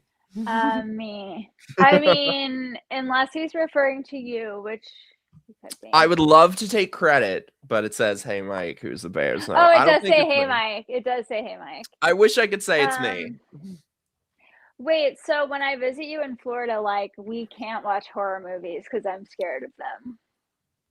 It's okay. We all have flaws. I know. I'm really sorry. No, if I watch a horror movie, I'll be scared for like 2 to 3 weeks after. Like, even like a not scary one. I don't know if you considering it not scary actually makes it not scary, because you're like addicted to them, from what I understand. I am. It's my nerdy hobby. Can we just watch like a chick flick? Like, will you just watch? Oh, I'm down for that too. Okay, what's your favorite chick flick? Legally Blonde is definitely one of my favorites. Love it. Devil Wears Prada is definitely one of my favorites. I'm trying to think of other. You know what my favorite one ever is? It's so underrated. It's so good. What? It's so well written. It's a perfect movie. My Best Friend's Wedding. I don't think I know that one. Oh, we gotta watch that. Okay, yeah, It is you a perfect movie. It's just we have to flawless. watch it. We have to watch it. Oh, it's so good. If I come, we have to go to Disney. Okay, we'll go to Disney. I haven't really. I've only been there. I mean, you know, since I've been here, I was there when I was like a little kid. But I've only been. I went to Epcot to see a Simple Plan concert. Okay, well, FYI, the only reason I want to go is for all the like fun snacks. They do have good snacks. Okay, So like I have gotta things do that. saved on Instagram and TikTok, like where to go, the best food at Disney. That's the only reason I want to go. I don't want to go on rides or anything like that. I just want to go and eat like the cool food. I'm so down. And I that's love it. rides, but I'm terrified of heights. So Me too. really, oh my god, thank you. All my friends here are like, they'll go on the fucking upside down and I'm like, y'all are crazy. Do you know that I've heard at least 3 personal stories? Not like I heard someone say that this happened. I know 3 people who personally got stuck on roller coasters. And one of them got stuck like at the top of one upside down. I'm good. I'm never going on one again. Like I would literally have a panic attack. I would throw up. I would pass out. I don't know. I would not be okay. My god. Yeah, so I'm good on that. I don't want to go on rides anymore ever since I heard that. Oh my god. I had years ago, there was this guy that I knew that like we went on a date or two and I wasn't into him romantically. But and this very rarely happens for me. Usually I'm just like either I'm interested or I'm not. But I was like, I love this person as a friend and I really, really, really want to be friends. Yeah. So I was very honest and just made that clear and whatever. And he pretended to be okay with that. But then eventually we're hanging out and he starts getting really pissy. You know, those people who just like snipe it for everything. And so and just like trying to guilt me and shit. So we went to this carnival and they have this ride there that's like, it's very high and you're in these like container things that spin around while you're up in the air. So I told him, I was like, hey, I'm scared of heights, but I'll be moral support. You go on it. And this motherfucker is guilting me. He's like, oh, fine. You won't date me. You won't go on a ride with me. I'm like, oh. So I felt so bad already for rejecting him. No, you didn't go on it. Did you go on it? Mike. Let me tell you, I had an epiphany on this ride. This ride was like the biggest life lesson I ever fucking had. So you get on the ride. I basically blacked out. It was the most terrifying fucking thing. And like while I'm up there, because the thing is it goes up slowly because you have to wait for them to load each cart. So you're stuck up there. And I just realized in that moment, I'm like, I am never again in my life letting anyone talk me into something I don't want to do. I'm like, I'm never getting guilted into anything ever again. Yeah, that was the divine reason that you had to have that experience, I guess. That was the zipper. That's what it's called, the zipper. Yeah, that's awful.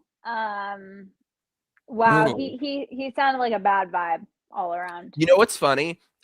This was a long ass time ago, so I was still a liberal then, and he was a Republican. He was the first Republican I ever knew. So we like stopped speaking after that basically, but I looked back at he follows me now on stuff. So I looked at his page, pronouns everywhere, Black Lives Matter. So I guess we went in opposite directions. Wait, so he was conservative and became a lib and you, I can't imagine that he's really a lib. Like, I think he just pretends to be one. Like we were saying about politically homeless. It's hard to imagine how anyone could be. I know. No, I've gone on big rides since that. I mean, not like huge rides. That was probably the worst one. I've gone on bigger ones though. When did you flip? Like when did you become a conservative?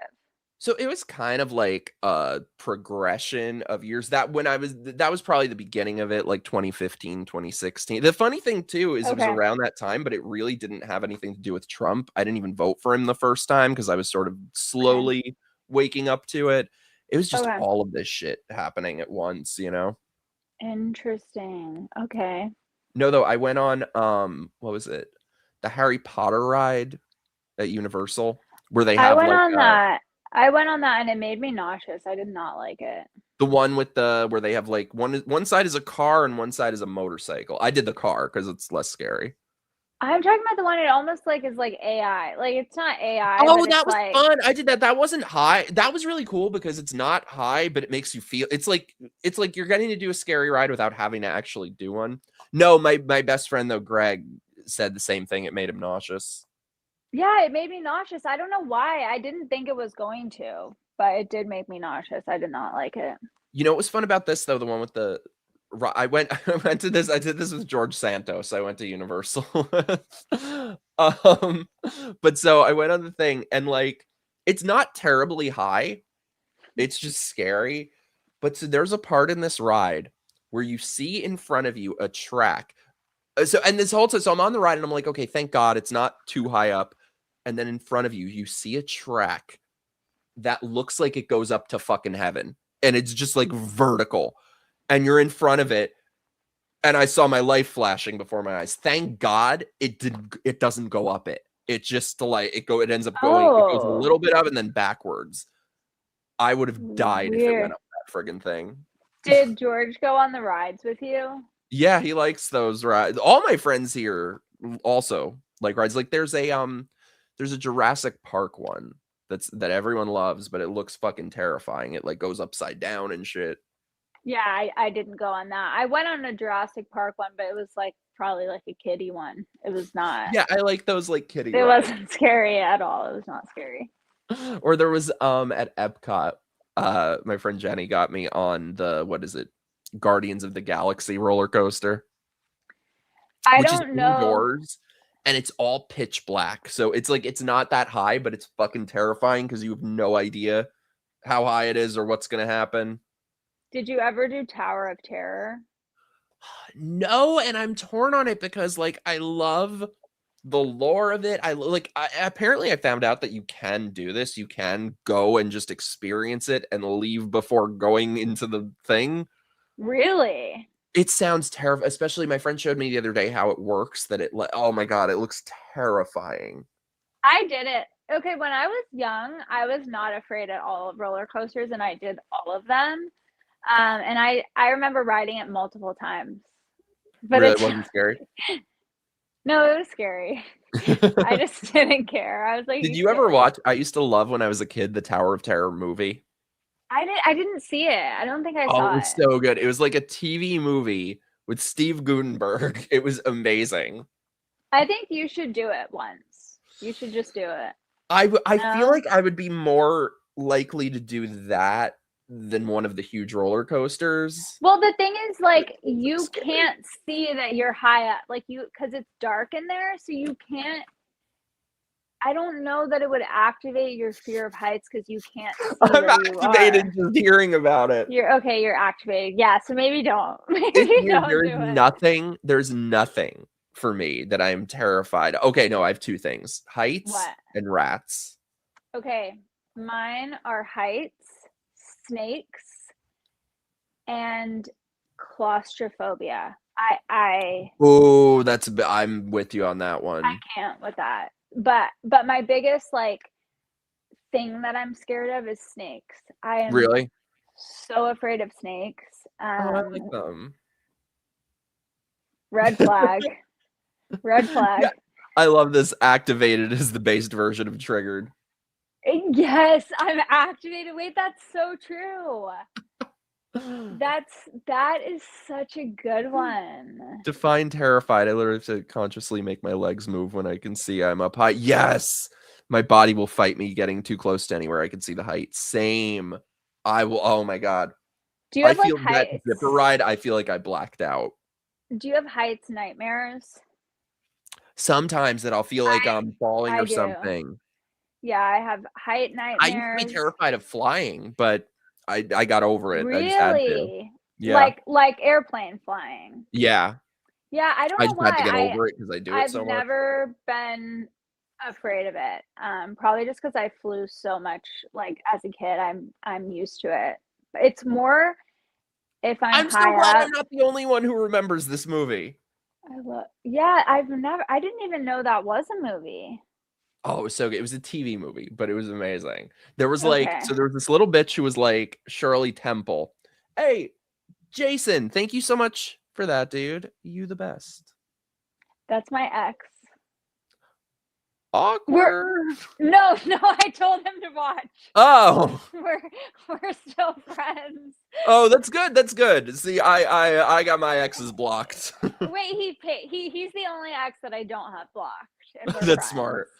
Let me tell you, I learned the value. I mean, unless it's a good ex, not you, Jason. However, I learned the value. Block your exes. No, that's very true. I think if they're toxic, you have to block them. Do they do the same thing with you, that like they just try to come? I'm not talking about you, by the way. Now I feel bad. I don't mean you.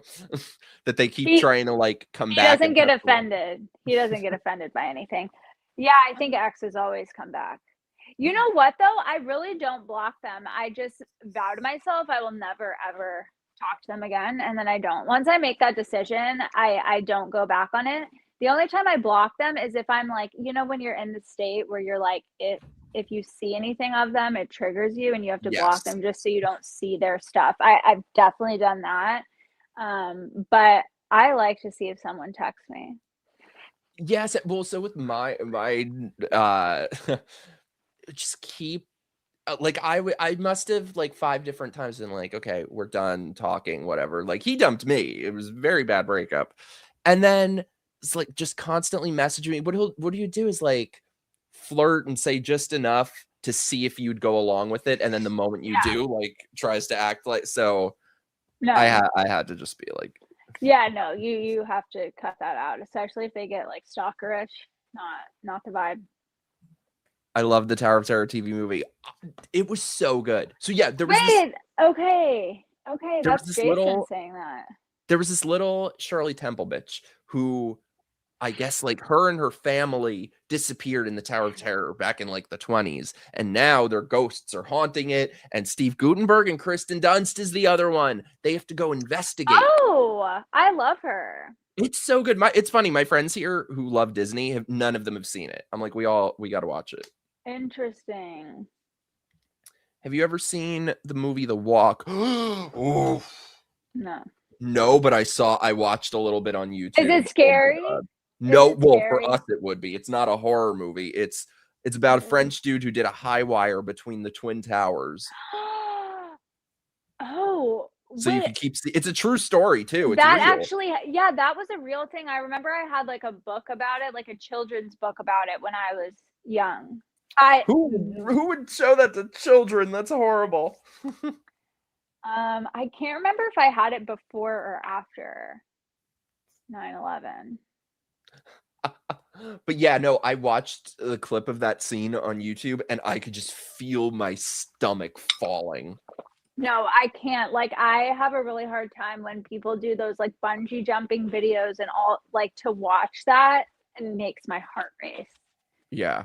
I can't even watch, like, I've had friends where I'm at an amusement park or something with them and they do some kind of bungee jump or something. I'm like, I can't watch. I want to cry. Yeah. I can't. No, it's so bad.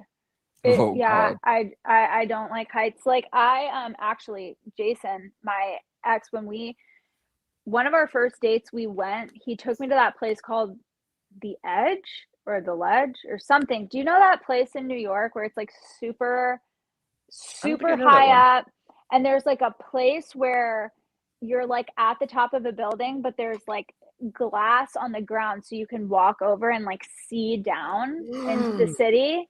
This is why you're an ex, Jason. Yeah, exactly. I could not. I couldn't even get like near to where you could look off of. Like, even though it was completely protected by glass, like there was no physical way that you could fall. I can't even go near because it scares me so much. I don't want to see it. I don't want to look at it. I do not like heights at all. No shame. My God. Yeah, I don't like it. That heights and rats, I can most of the time I can't even say the word. My mom used to call them tars because it'd be backwards, so I wouldn't have to hear the word. You know what's crazy though is like, having grown up in New York, I never really saw a rat until I was much older. Like, it never used to be a thing on the level that it's a thing now. And then towards the end of the time that I was in New York, they're just everywhere. I think that the outdoor COVID igloos and all that shit, I think that made the rats so much worse because everyone was eating outside. My God, I didn't know this was a thing. I did not know this was a thing that could happen, but my last apartment in New York, Oh I no. wake up one morning, I open the No. lid of the toilet. There's a giant drowned rat. They can apparently crawl up the pipes. You're joking me. I had to call my parents to come over, and my dad had to get a scooper, and then one even worse. So like, oh my God, this is so traumatic. I made the horrible mistake. Don't ever do this, y'all, of getting glue traps. Oh my God, there's nothing worse. Like, which I guess if you don't have a phobia of it and could deal with it and remove it, fine. But I looked it up. Apparently, like, so they'll get stuck on it, but it doesn't kill them. So there was a rat on a glue trap in my apartment, No. screaming, and oh my God. So, and I'm home alone when this happens. Oh my God. Oh It's so God. traumatic to even tell. So like, I No. looked it up, by the way. Rats, if they're like on a glue trap, like those are terrifying fucking animals. Like they'll eat through their own flesh. They'll eat their arm off. So I call my dad. I'm on the phone. I'm like, what do I do? What do I do? What do I do? So I look around. I'm like, what could I like throw at it to kill it so I don't have to see it? And I found this like heavy lantern that I had. I throw it across the room. It put a dent in the floor, but I hit a perfect shot. But then I had to sweep it into like, I had to figure out a way without. Oh my God. I put on 2 pairs of sunglasses to not have to see it and blasted music in my headphones. Oh my, that's I wouldn't be able to have done that. I wouldn't have. I don't know how I could never. Oh my God. Oh my God. might have had to call 911. They can be the size of a dog. I should have just done that. You should have called 911. What's up? What's Gucci? My ninjas dropping by to say, hey, have a great night. Thanks, Mad Mardigan. You too. Sorry, I'm catching up on the chat. That guy's one of my biggest inspirations. Philip Petit, the French guy who walked across the towers. Yeah, like that's amazing that he could do that, but holy shit, I could never. Could you ever do that? What would have happened if he didn't make it? Like that would have been a real trauma for everyone. Well, in the movie, there's like a moment where they make you think he's gonna fall, and it like, oh my God. Oh. I can't. Did you ever see that movie? This is really random, but did you ever see that movie? 237 hours or something. I'm making up the number. No, I heard about it. Like, I have a thing about like self-mutilation.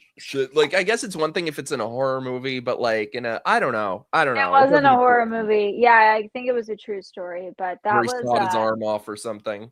Yeah, talk about claustrophobic. That was. Oh God, do you ever see those videos that they'll show of cave diving? You could not pay me $1 million to do this shit. No, I really think that I was on the Titanic in a past life.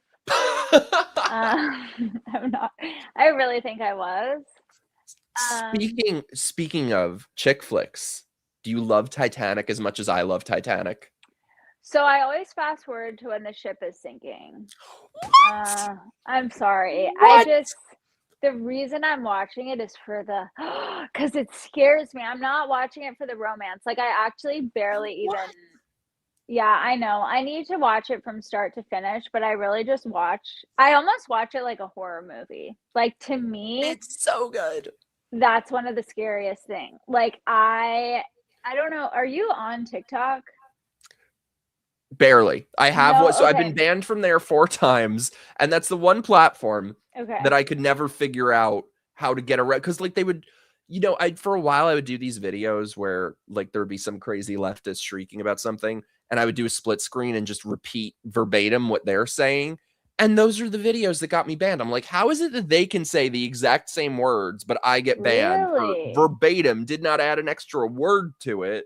I bet that those people just report you. And you know what? Yeah. So I have a new one, but I don't really use it.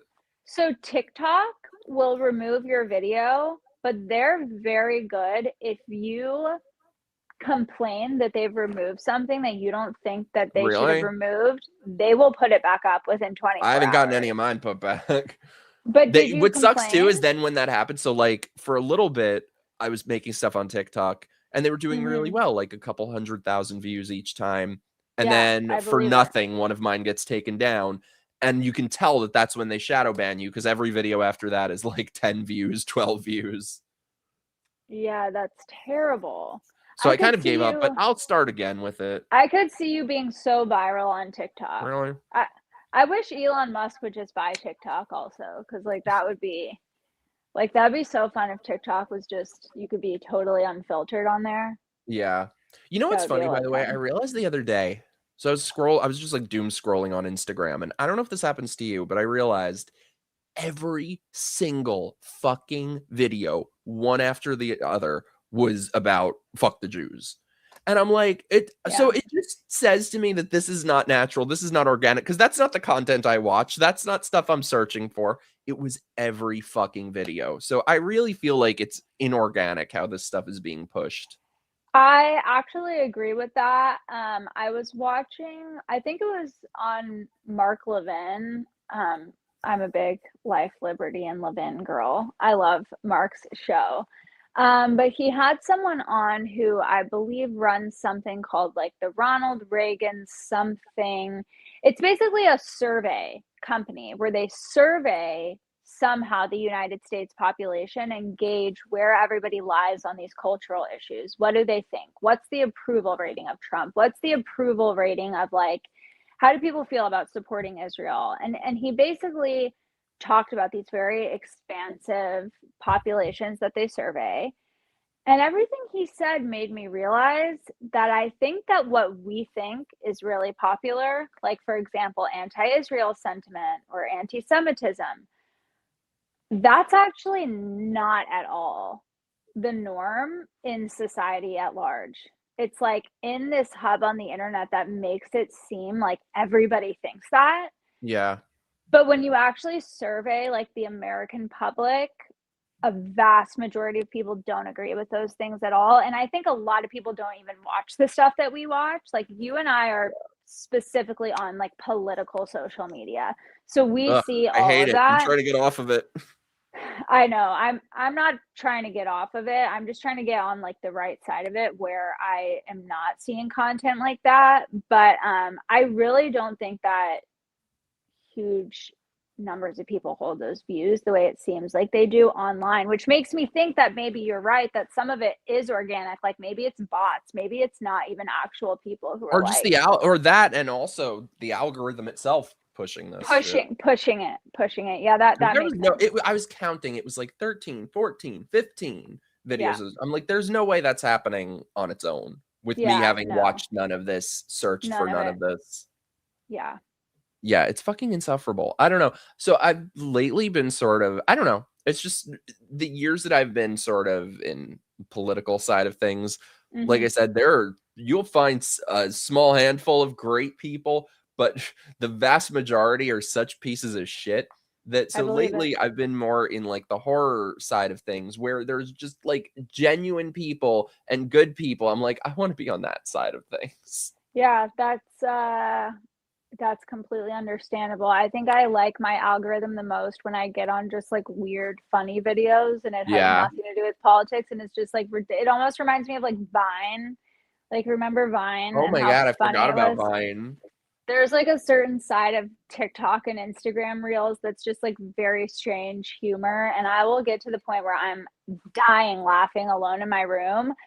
And whenever my like feed is too political, I'm just like, how do I get my algorithm back to like Yeah. the stuff that was making me crack up? Because that's like, How do I get mine back from anything other than the Jews? yeah, I don't know. Mine isn't Oh, like that. Mine is super pro Jew because of like what I watch and what I yeah. like. Speaking of which, we didn't get into, so I'm sure by now everyone has heard that I think it was yesterday, Erica Kirk and Yes, Countess Owens met. yes. What do you think about that? I was surprised that Erica met with her. I think that what she's been doing is so evil. Like, I don't know what to call it other than evil. Like, I just, the way that she was like, you could tell she was like getting off on attacking Erica, like the way she was laughing and like she was just like, this is about me, you know. This is another time I'm agreeing with Nick Fuentes. Like when he was bashing Candace for what she did, I was like, you know what, everything he's saying is so valid. I felt the same way, and it pains me to say it. Like, God, I when Nick know. Fuentes is seeming like the sensible one, what You have know we come to?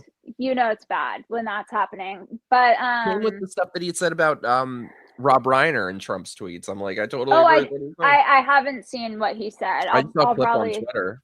yeah, I haven't seen it yet, but I'm sure I will. He keeps popping up in my algorithm because I keep watching clips of him. I know it's my fault. But No, same. I was surprised that Erica took a meeting with Candace. I think in a way that it gives Candace like power. It gives her credibility. Instead of like dismissing her and ostracizing her and being like what she's doing is so wicked, like we're not going to engage with her, I think meeting with her shows like you have so much power over us, Candace. Like we want to get you to stop doing this because you have so much power.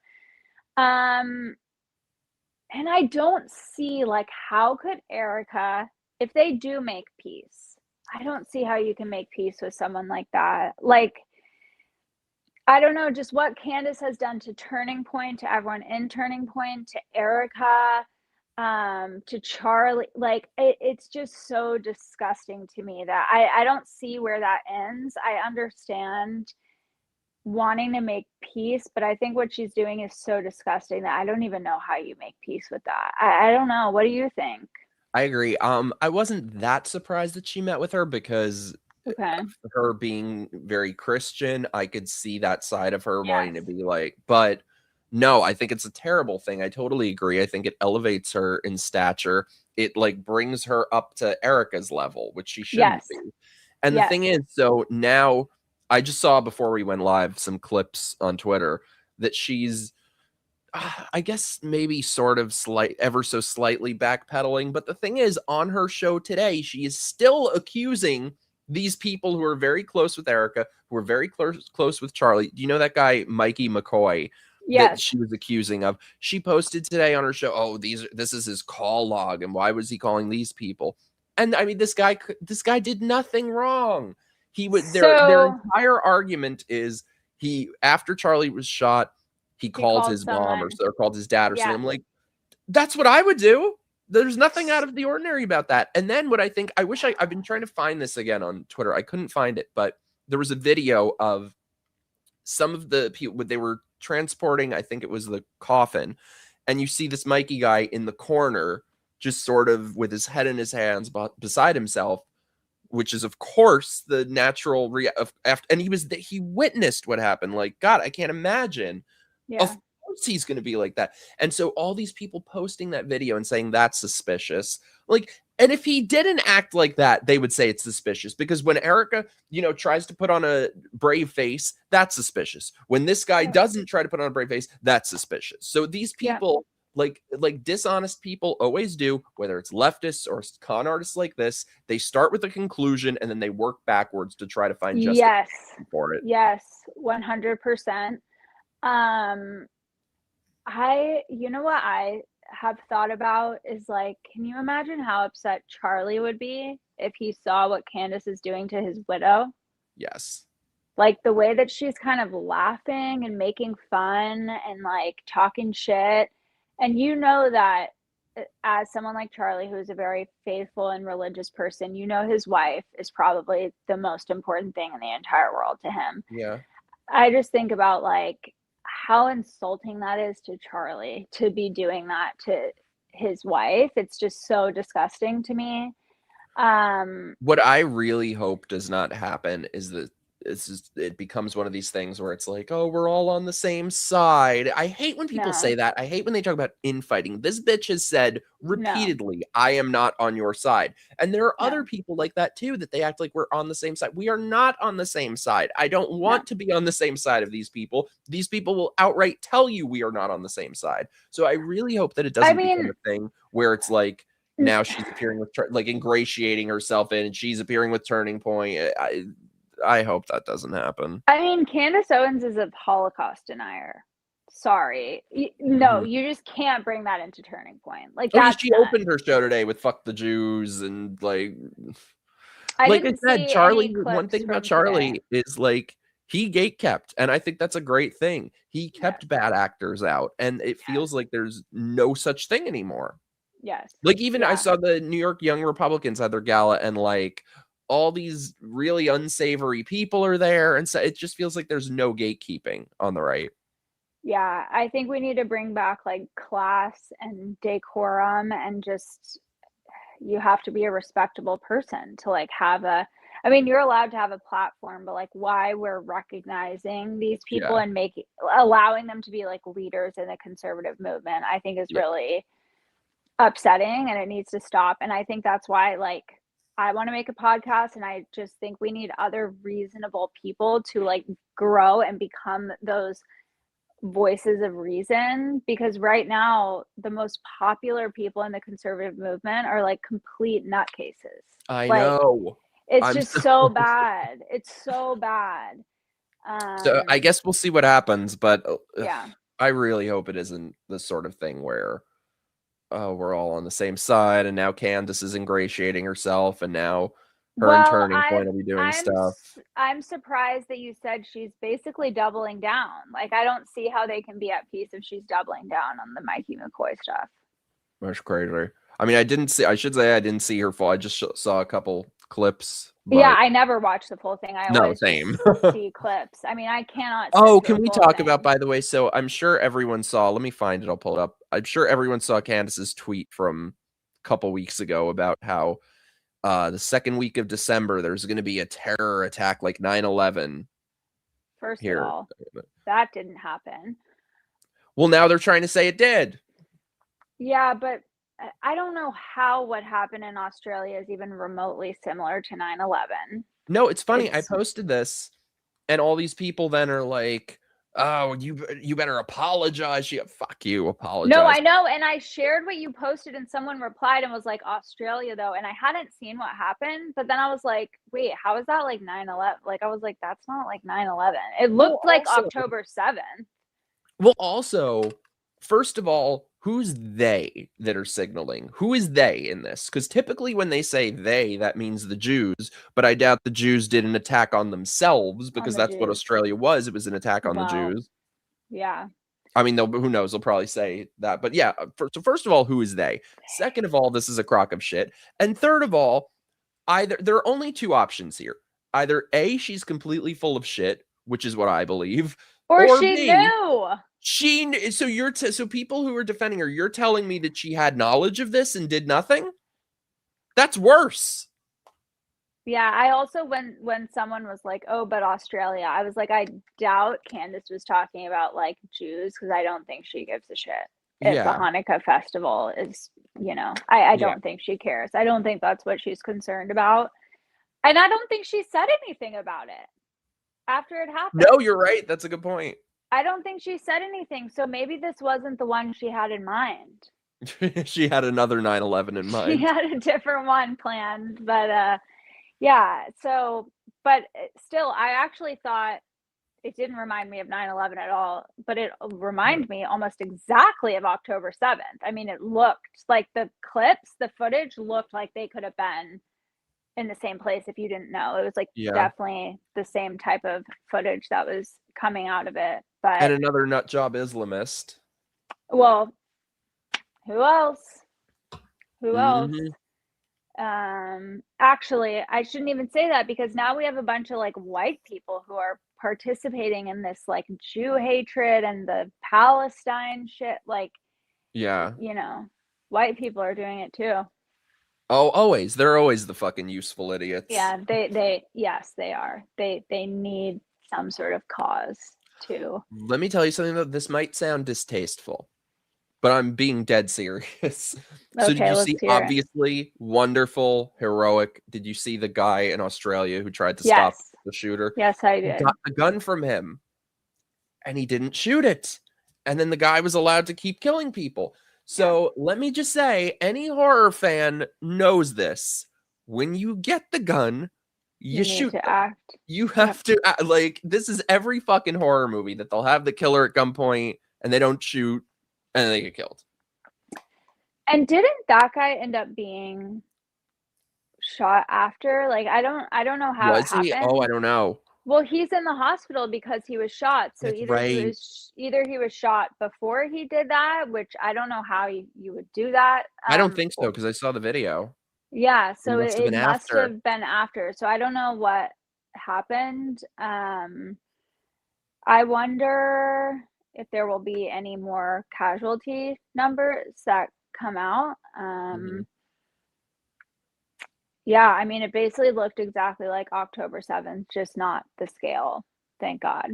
But He was yes, he was shot, not fatally, but yes. Also, yeah, Tim, it's in your country, Australia. Australia has major problems. Yeah, we got to get you asylum here, dude. Yeah, seriously.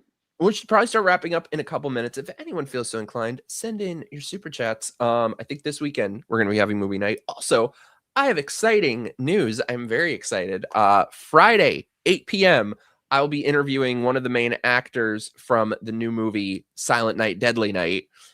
David Tomlinson will be on the show 8 p.m. on Friday. I'm going to see it on Thursday. I'm very excited. I'm guessing you're not into a Christmas horror movie. I guess not. I gotta think of like a gateway horror. I gotta think of like I'm also gonna be at a turning point though. So I'm gonna be there the whole week, pretty much. You gotta let me know how that goes. That's gonna be fun. I will. Imagine if they bring out special guest Candace Owens. Stop. Oh my God. I don't even know what to expect at this point because I was not expecting that tweet from Erica saying they were going to meet. I wasn't either. I just sort of in retrospect, I was like, yeah, I guess I could see her doing that out of like a Christian sort of mentality. I mean that makes sense. But yeah, I don't like it. I don't like it either. I just think when somebody proves themselves to be so untrustworthy, you got to cut the cord. You can't trust them. Personally, it took me a long time to learn that there used to be people, especially in this sort of like political realm, there used to be people who, you'd get red flag, and just, give the benefit of the doubt. No, when somebody shows you who they are, believe them.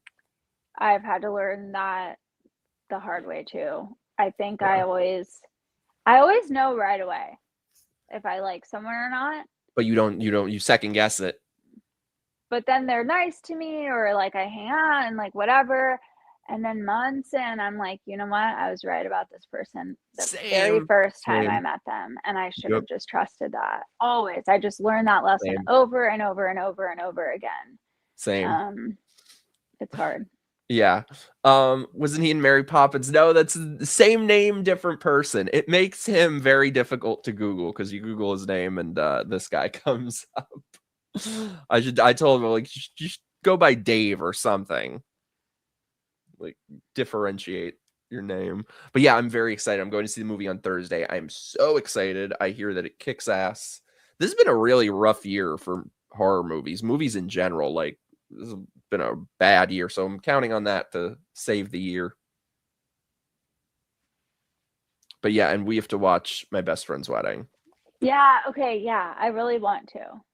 Yeah, you got to come to Florida. We're gonna have movie night. I know. I'm gonna think of maybe like a not scary horror movie that you would be into. What about like Hocus Pocus? Oh, I'm not scared of that. That's not scary. I can watch a horror movie. I can do it. We can watch chick flicks. I gotta show. We can watch all of Titanic. And, yes, and that to me is a horror movie. It really is. It really is. I can't think of anything scarier than that. She could have scooted her fat ass over a little on that door. No, straight up. Like what the I don't even know. He banged her in a car and she killed him with furniture. Yes. The Faculty. Oh my God, that would be a good one. Have you ever seen The Faculty? No, but you know what? You would be proud. I watched The Shining. You're gonna shit when I tell you this. I've never seen The Shining. What? I know. Okay, it's actually so good and Oh, I so need to see it. creepy. I think it's in theaters again now. Really? Mhm. You need to see it because there were so many scenes in it where I'm like, "I've seen this in a meme." Like, I recognized so many, like, parts because it's so famous. Mhm. Um, I mean, it's really good. I It's gotta really watch it too. creepy. You know what I watched for the You first time should. a couple months ago, and I'm obsessed with it? It's the same director. Have you ever seen Eyes Wide Shut? No, but I'm familiar with the name. Oh, it's amazing. It's Oh, amazing. Mike, did you ever see the movie called Fresh? I love Fresh. You Okay, watched so Fresh? okay, I didn't mean to watch Fresh. So what happened, okay, so I'm really close with my little sister, and every time I visit, she shows me movies, like beautiful, great movies. Like she showed me Call Me by Your Name and like other I movies love that that movie. exactly. So I'm used to her showing me like really beautiful films, right? So she tells me, I get to town, this is like a couple years ago. She's like, I have a movie that I need to show you. You're gonna love it. You're gonna love it. And I'm like, okay, I'm so excited. I'm thinking it's gonna be something like Marie Antoinette or like Call Me by Your Name, right? So it's called Fresh. She puts it on, and I'm immediately like, Avi, her name is Avi. I'm like, wait, is this scary? She's like, just keep watching, just keep watching. We get into it and I'm like, I can't watch this. Like, this is scaring me. And she was like, no, we're already into it. Like, you have to watch it. It's more of a She thriller. It's not that she scary. made me watch it. That night, I was so anxious I almost couldn't fall asleep. Like, I was so scared by it. Really? I will say it was a great the movie was very well made, but I don't like scary stuff. And I would say like for at least a week or two after I was scared. I wouldn't have guessed that. I thought it was like more of a thriller. Maybe for you, Mike. I But love I that thought it movie was though. I'm scary. telling you the genre that is going to be the next genre coming that's going to be huge in a couple years, romantic horror. That's my movie that I'm writing, a romantic slasher. That's definitely what that was. I mean, at least that's kind of how it started. They were dating or whatever. I think part of Mine I'm what writing is kind of scared like me. Call Me by Your Name meets Saw. Oh my God. I don't even know what to think of that. You know, I've actually seen all the Saw movies. Really? Yes. And I the would not reason have guessed why that. is because when I was young, I was really like my best friend. Maybe she had seen them or whatever, but I just remember, you know, when you were like young, it was like really cool if you had watched something Yeah. scary. It was like, have you seen? And so we decided to like watch them all together, and we watched every single one. And I'm still slightly traumatized by the Oh things my that I God. saw. Yeah, I wouldn't have started you on Saw. Well, that's where I started. So, Damn, I'm impressed. Jason, thanks so much, dude. Rosemary's Baby. Have you seen that? no, I haven't, You would like that. It's good. yeah, I think he told me I should watch that. I think even my mom may have said that. It's not like super scary. Isn't it? I I think think it's it's kind more of of a a thriller. classic, right? I think it's a What about classic. Silence of the Lambs?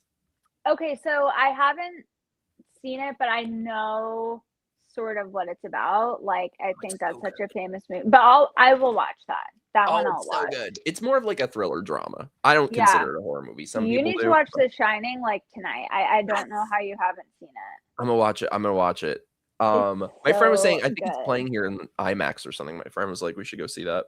I actually watched it with Jason. He showed it to me. Oh, that's awesome. Yeah. He Yeah, I showed gotta me go The see it. I Shining. went to go see. Oh my god. Oh my god.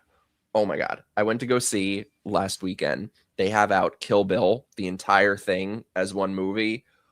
Oh my god, it was amazing. If anyone chat, if it's playing near you, go run and see it. I pay no mind that it's very long. It's like 4.5 hours or something, and it feels like 90 minutes. It was amazing. Have you ever Did you seen Kill watch Bill? No, I haven't. Did you watch the show Severance? No, I've never seen that. Mike, you need to It's watch good. it. I know people really like it. It's so good. It's so good. Okay, maybe I'll get into that. And what's the other one? What's that other show that people really liked? I never got into. Where it's like a family and they're like they have a corporation or something. What the hell is it called? Succession. That's it. I haven't seen that. Yeah, I never got into that, but I heard that one's like really long. Like there's so many episodes, but Severance, like you can watch in a week. I never got into Stranger Things. I got asked to go on a podcast about it, and I'm like, I don't think I have time to binge watch the whole thing in like a week. I've been told to watch it, so I probably will watch it at some point. I think I watched the first episode or two. I just never got into it. One of my favorites was, well, obviously The Sopranos, but oh, my favorite. I just did a rewatch of it recently. So amazing. But I also love Breaking Bad and Better Call Saul. I never watched it. My friend was just telling me I gotta watch Better Call Saul. But did you watch Breaking Bad? No, I never saw either. You need to watch Breaking Bad first. Okay. Because you need the context. You need the context. I mean, Breaking Bad is this close to being as good as The Sopranos. Shit. It's The second Sopranos place. is just like it's like a comfort show. That's like my entire mother's side of the family. The Sopranos is like a documentary. Like every little thing was so accurate. Yeah, you're always posting about like your Italian food and stuff, so that makes sense. You gotta come to Florida so I can cook for you. I know, I'm going to. I can't believe I never cooked for you when we both lived in New York. Well, you moved really shortly after we met. I think. So we didn't really have too much opportunity. We got to make up for it. I know. I'm going to come. You're the best. Oh, Ariela, where can people find you? So I would say mainly right now, just follow me on Instagram. It's Ariela Zeif. So it's ARIELAZEIF. Ariela Zeif. Or you can just the links are below also to your Twitter and your Instagram. Just for now, probably just follow me on Instagram because I haven't launched my podcast. So once I do, I will, I'll advertise everything on there. I can't wait to watch it. Do you know when you're going to launch it? I think I want to launch it like tomorrow, but it might end up being a month or two. For reasons I am with Duke. For reasons I'll explain. Yeah. I'm with Duke. I think it should be called Making Enemies. Okay, yeah, I need to remember that. I would have already forgotten that. So I'm gonna text it to you. Okay, sounds good. Oh, well, Ariela, thank you so much for hanging out. This has been amazing. You need to come back all the time, please. Of course. Thank you so much for having me on. It was so much fun. I hope you had fun for your first podcast. I'm so honored. I did. I'm honored.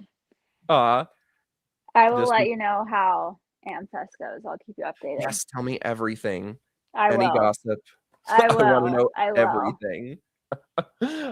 Chat, thank you guys so much for hanging out with us. I will be back on Friday, 8 p.m. Eastern, talking to David from Silent Night, Deadly Night. So if you feel like doing so, go out and see Silent Night, Deadly Night. It's in theaters now. I'm going to see it on Thursday. I hear it kicks ass. It's going to be amazing. So I'm very excited. Thanks for hanging out, y'all. I'll see you Friday. Bye. Bye.